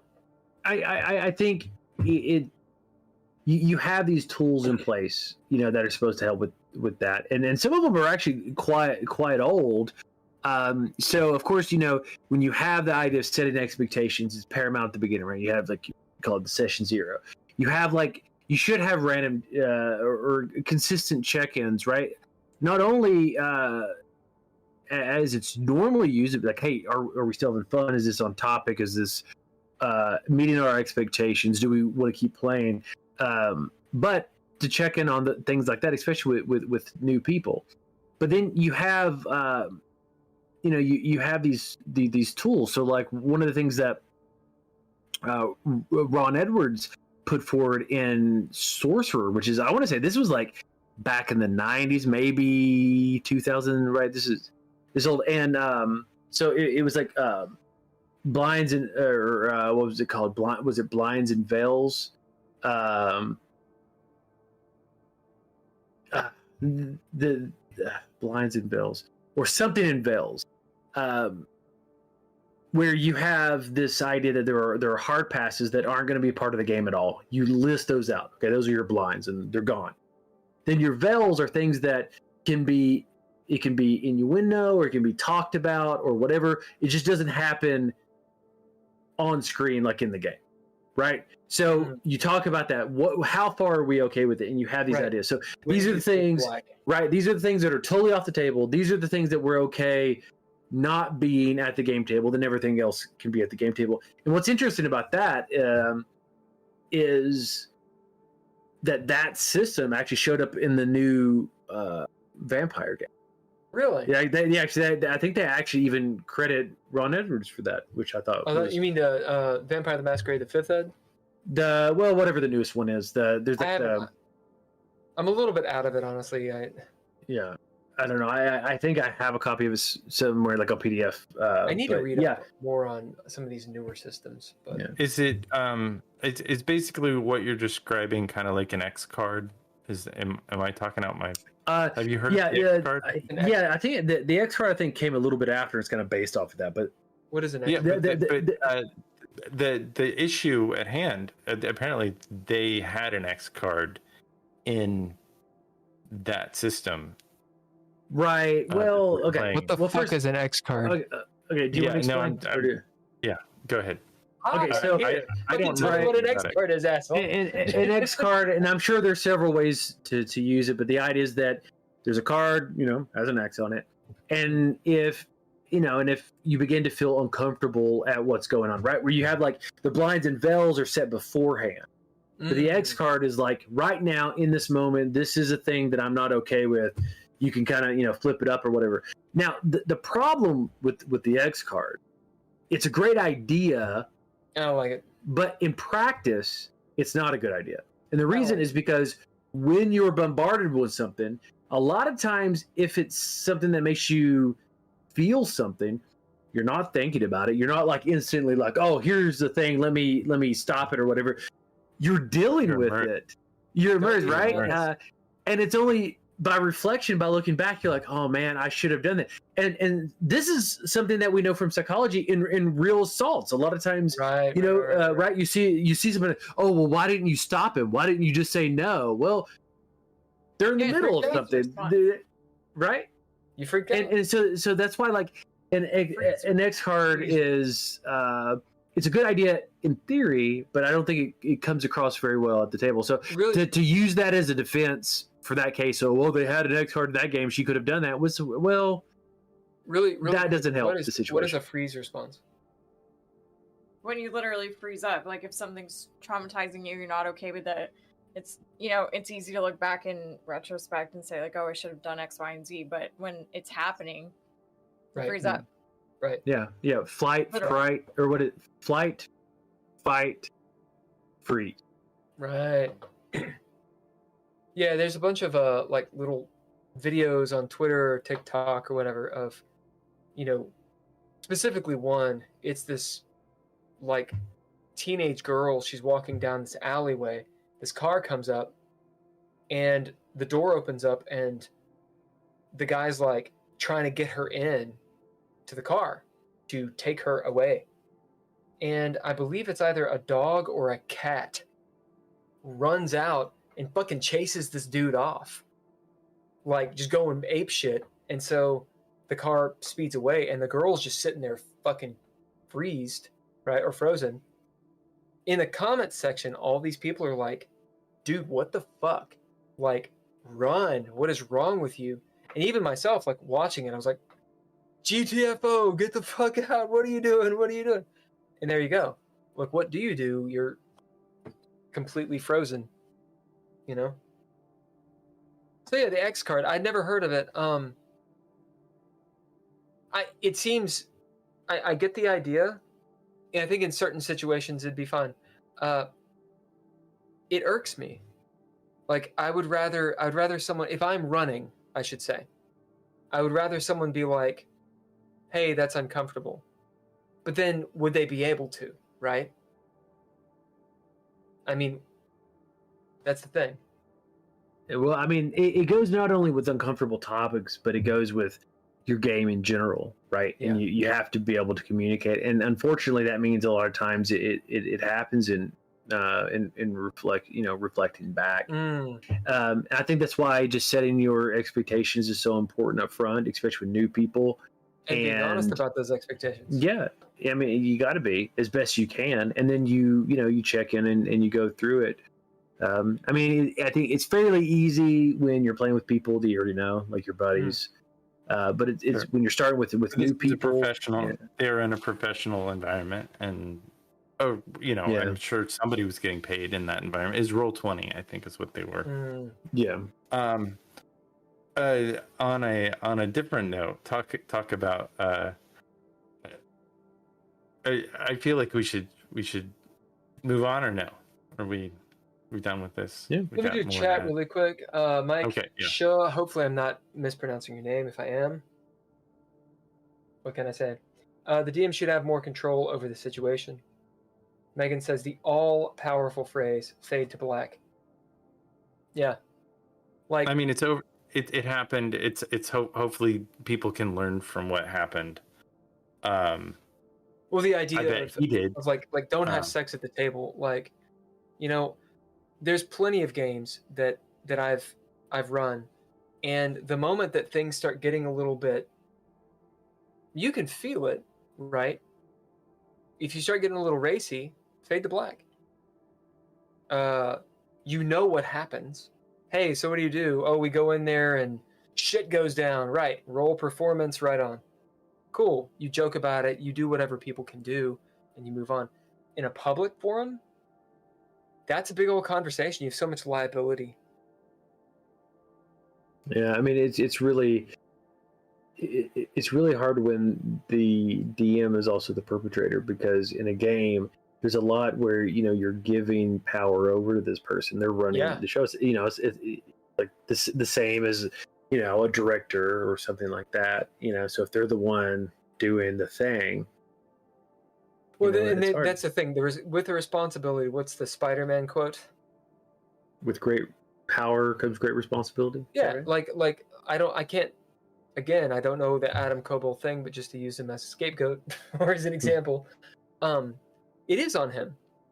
He's the DM, or he's the GM, and if someone even if it just got butthurt, it's still on him. It was a public forum.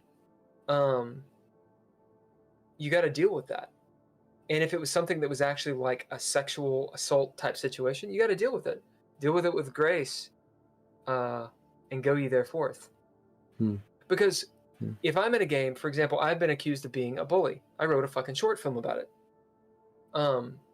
Where I had a huge falling out with someone, and they were in my game. This has happened several times.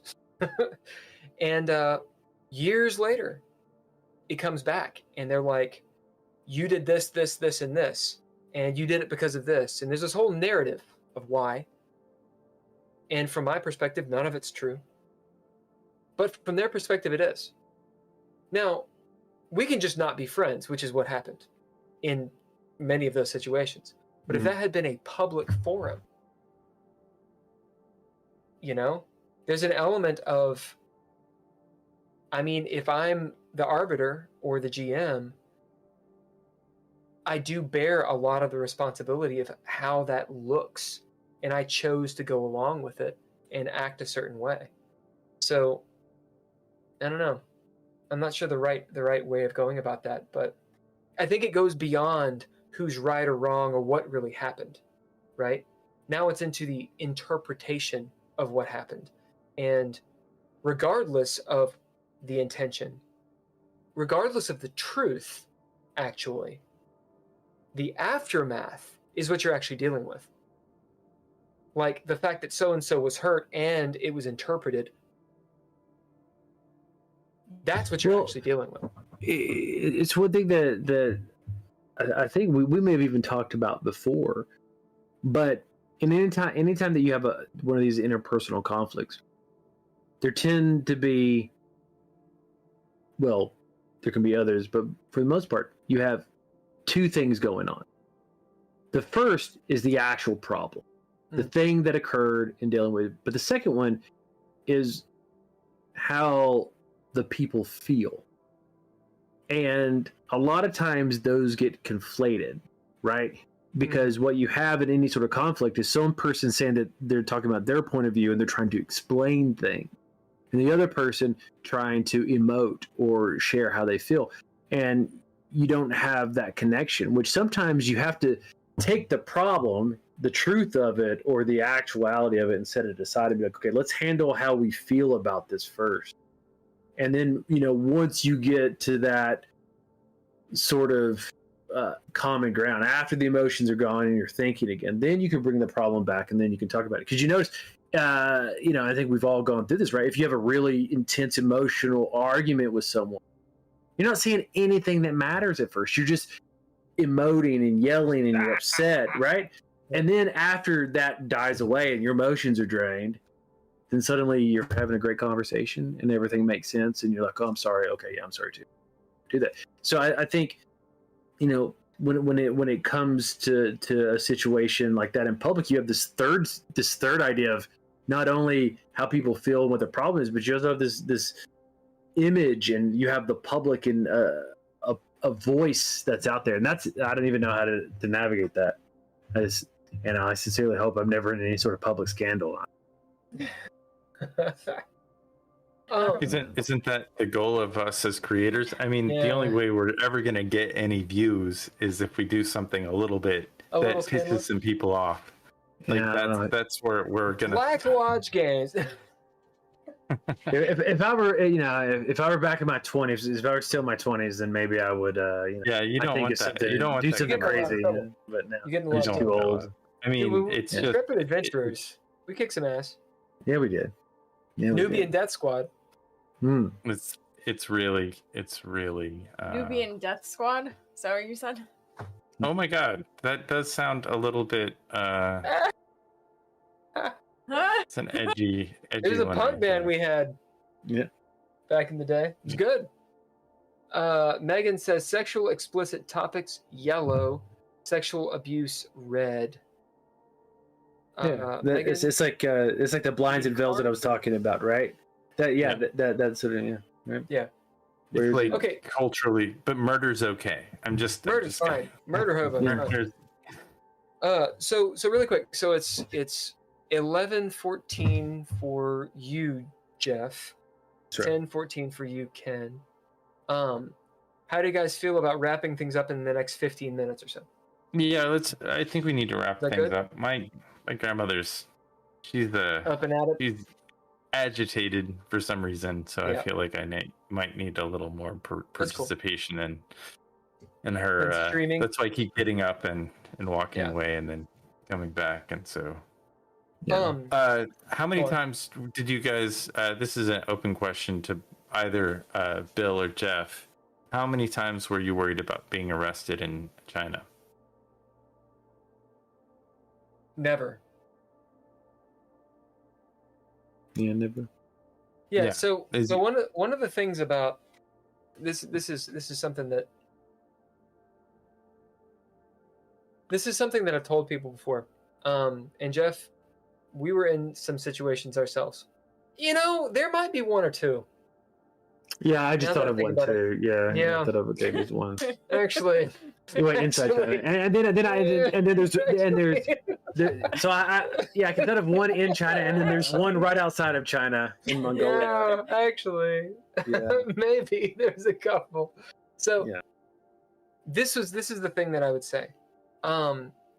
I fear disclaimer. I respect the police in America. Okay? That said, I fear the police in America. Anytime I see police, there's the potential some shit can go down. If I'm walking, I wear all black because I keep it real. Anytime I'm walking across the parking lot, at any moment, I could get assaulted by the fucking police. And the law doesn't matter. They got the guns and the tasers, and they're bigger than me. And that's it. They can make my life a living hell. They could kill me, and they'll get suspended. And I'm a white guy, right? In China, never did I feel this way. I never feared the police. I never was like, oh God, where are the police? Oh shit, I'm walking across the way. I mean, every so often, if you've traveled, you'll be in an airport and you'll see a motherfucker with a machine gun, and you realize, oh, don't fuck around in the airport. They have a machine gun, right? So there's that element. When Seems not to like- fuck around.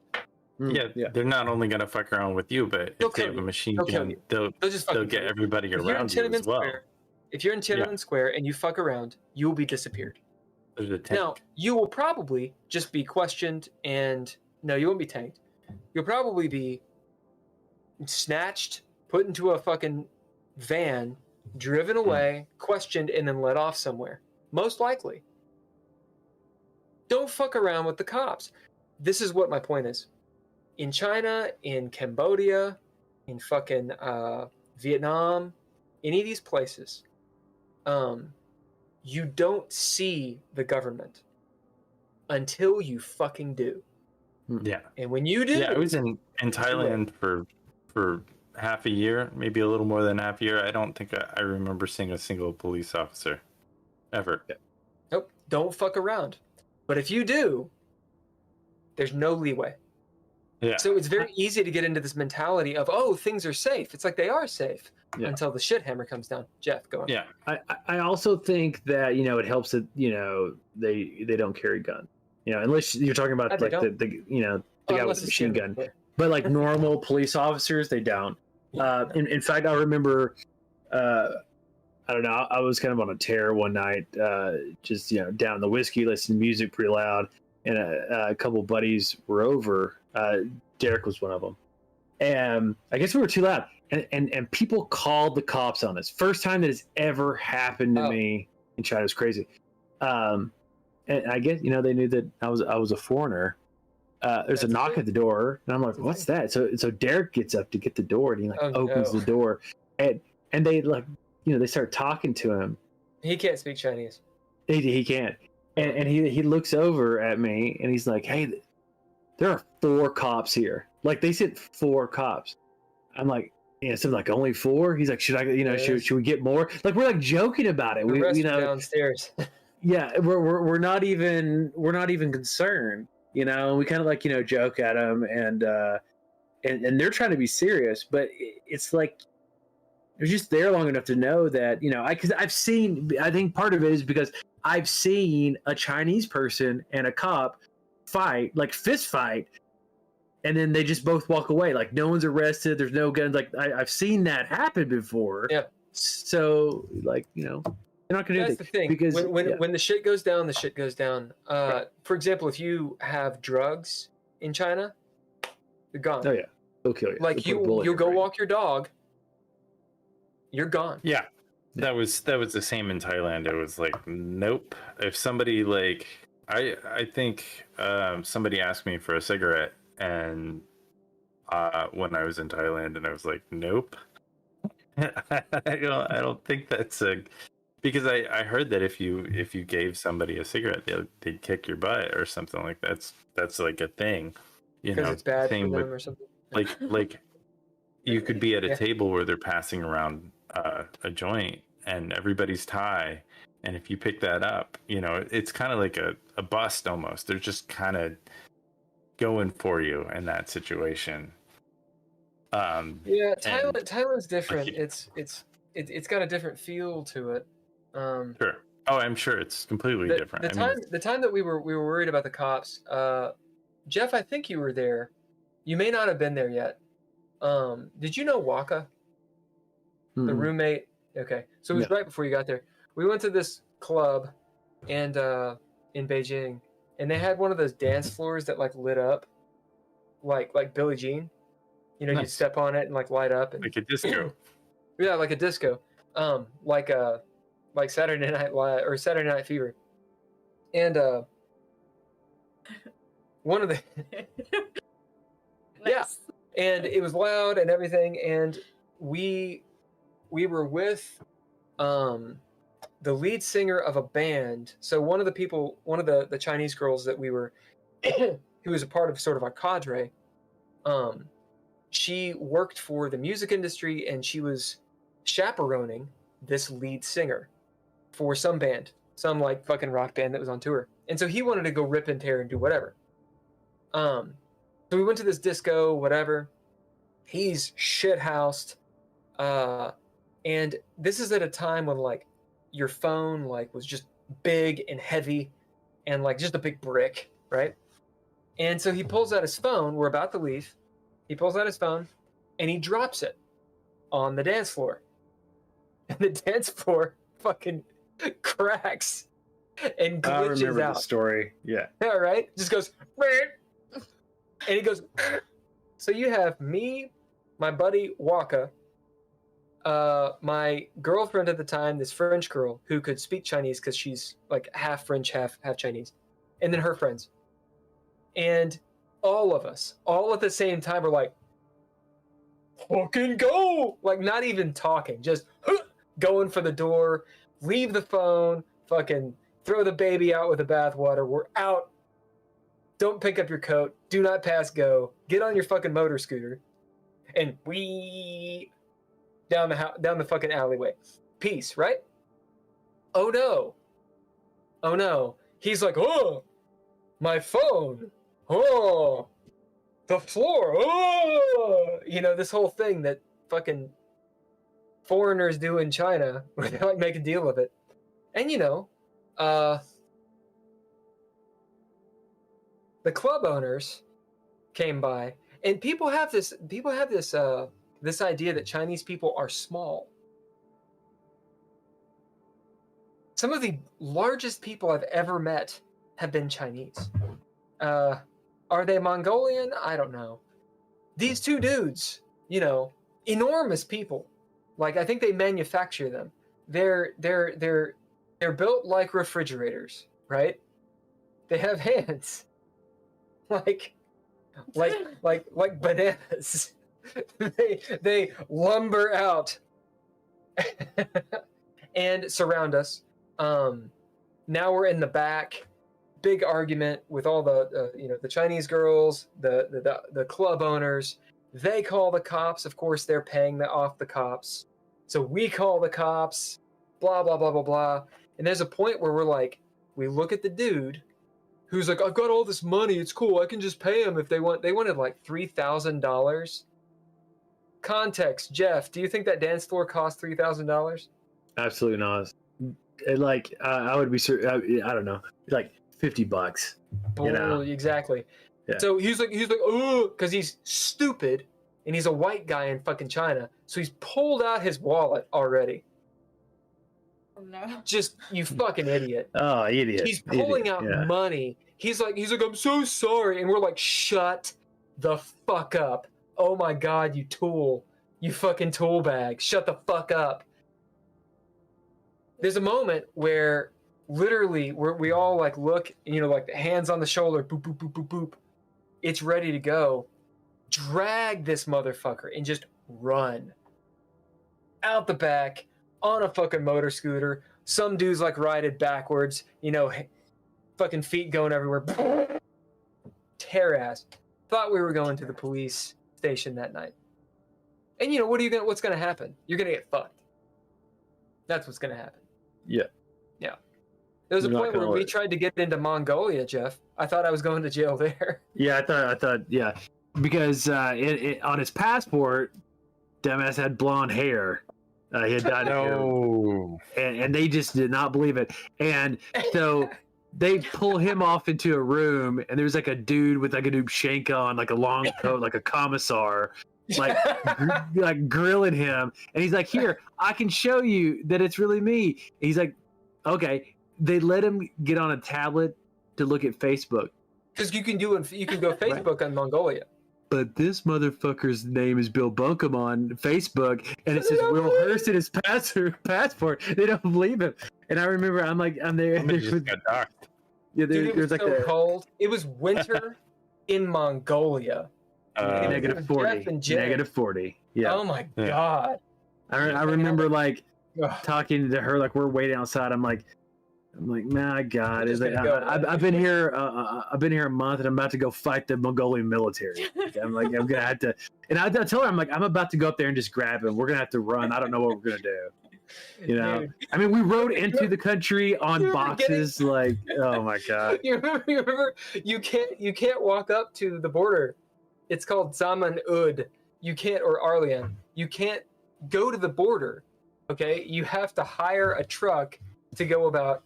What is it? Yeah. Like half a mile? Yeah. And so we hired this truck that has no seats. Okay? It's negative 40. Just in the back of no seats. In the back of this We're just truck. On these boxes. And the guy who's sitting there, Jenny, she was Korean, so she could speak Korean, and the guy could speak Korean, so we could actually talk. This guy had the most beautiful eyes of any human being. Yeah. Like gorgeous, like green and just beautiful, and he's totally Mongolian as shit. And driving with a giant like tall boy of beer, like this Russian beer, just pounding it as he's driving. You want some? It's like 7 a.m. Oh yeah, dude. Fucking minus 40s. I told them they brought me upstairs, this huge rug and like a bear skin. And everybody's in like fucking, you know, military shit, like Che Guevara shit. And they're like, who are you? And the guy's like drinking and smoking a cigar. I'm like, what the fuck am I doing here? They're like, we know your passport's fake. They said, we know your passport's fake. Just tell us you're in trouble with the Chinese government and we'll let you in. And I was like, what? Like, just tell us that this is fake and you're trying to escape the Chinese government, and we'll let you in. Right. And I'm like, all right, motherfuckers, just let me back into communist China, okay? So then, the way that I got in is I helped them in English, because they couldn't speak English very well. I helped them create their own Facebook accounts. Whoa. Yeah. Right, because I remember like the girl was like showing him pictures of her kids or something. Like, and they went in the back and they were laughing. They were like, what are all these pictures? And I was like, God damn it, that's from like 2005. Like, my punk ass, like, drunk in downtown Lexington in a bush, you know? like fucking face down. You know, like Megan, like Bill's this, international like experience. That's right. and they're like, Wait to really put the best foot forward there, buddy. Good. I was like, Social, I'm American. your social media presence does matter. I think Whatever, they have that fucking exclamations in their names. It's- that I feel like that is the encapsulation of this episode. Your social media presence does matter. The green-eyed dragon. Yeah. All right, last words, Jeff, before we end this episode. Well, thank you for having me. It was a lot of fun. It was interesting. It was good to see you guys. Nice to meet you as well. Me too. Yeah. So I hope to do it again, and maybe next time we'll talk more gaming. And but hey, if not, then not. That's fine with me too. Less national and international scandal. Yeah, but that's a good thing. We need to get you on a one-shot this month if you have time. Yeah. Especially this month, it would be great. Yeah. Definitely. Yeah. Good.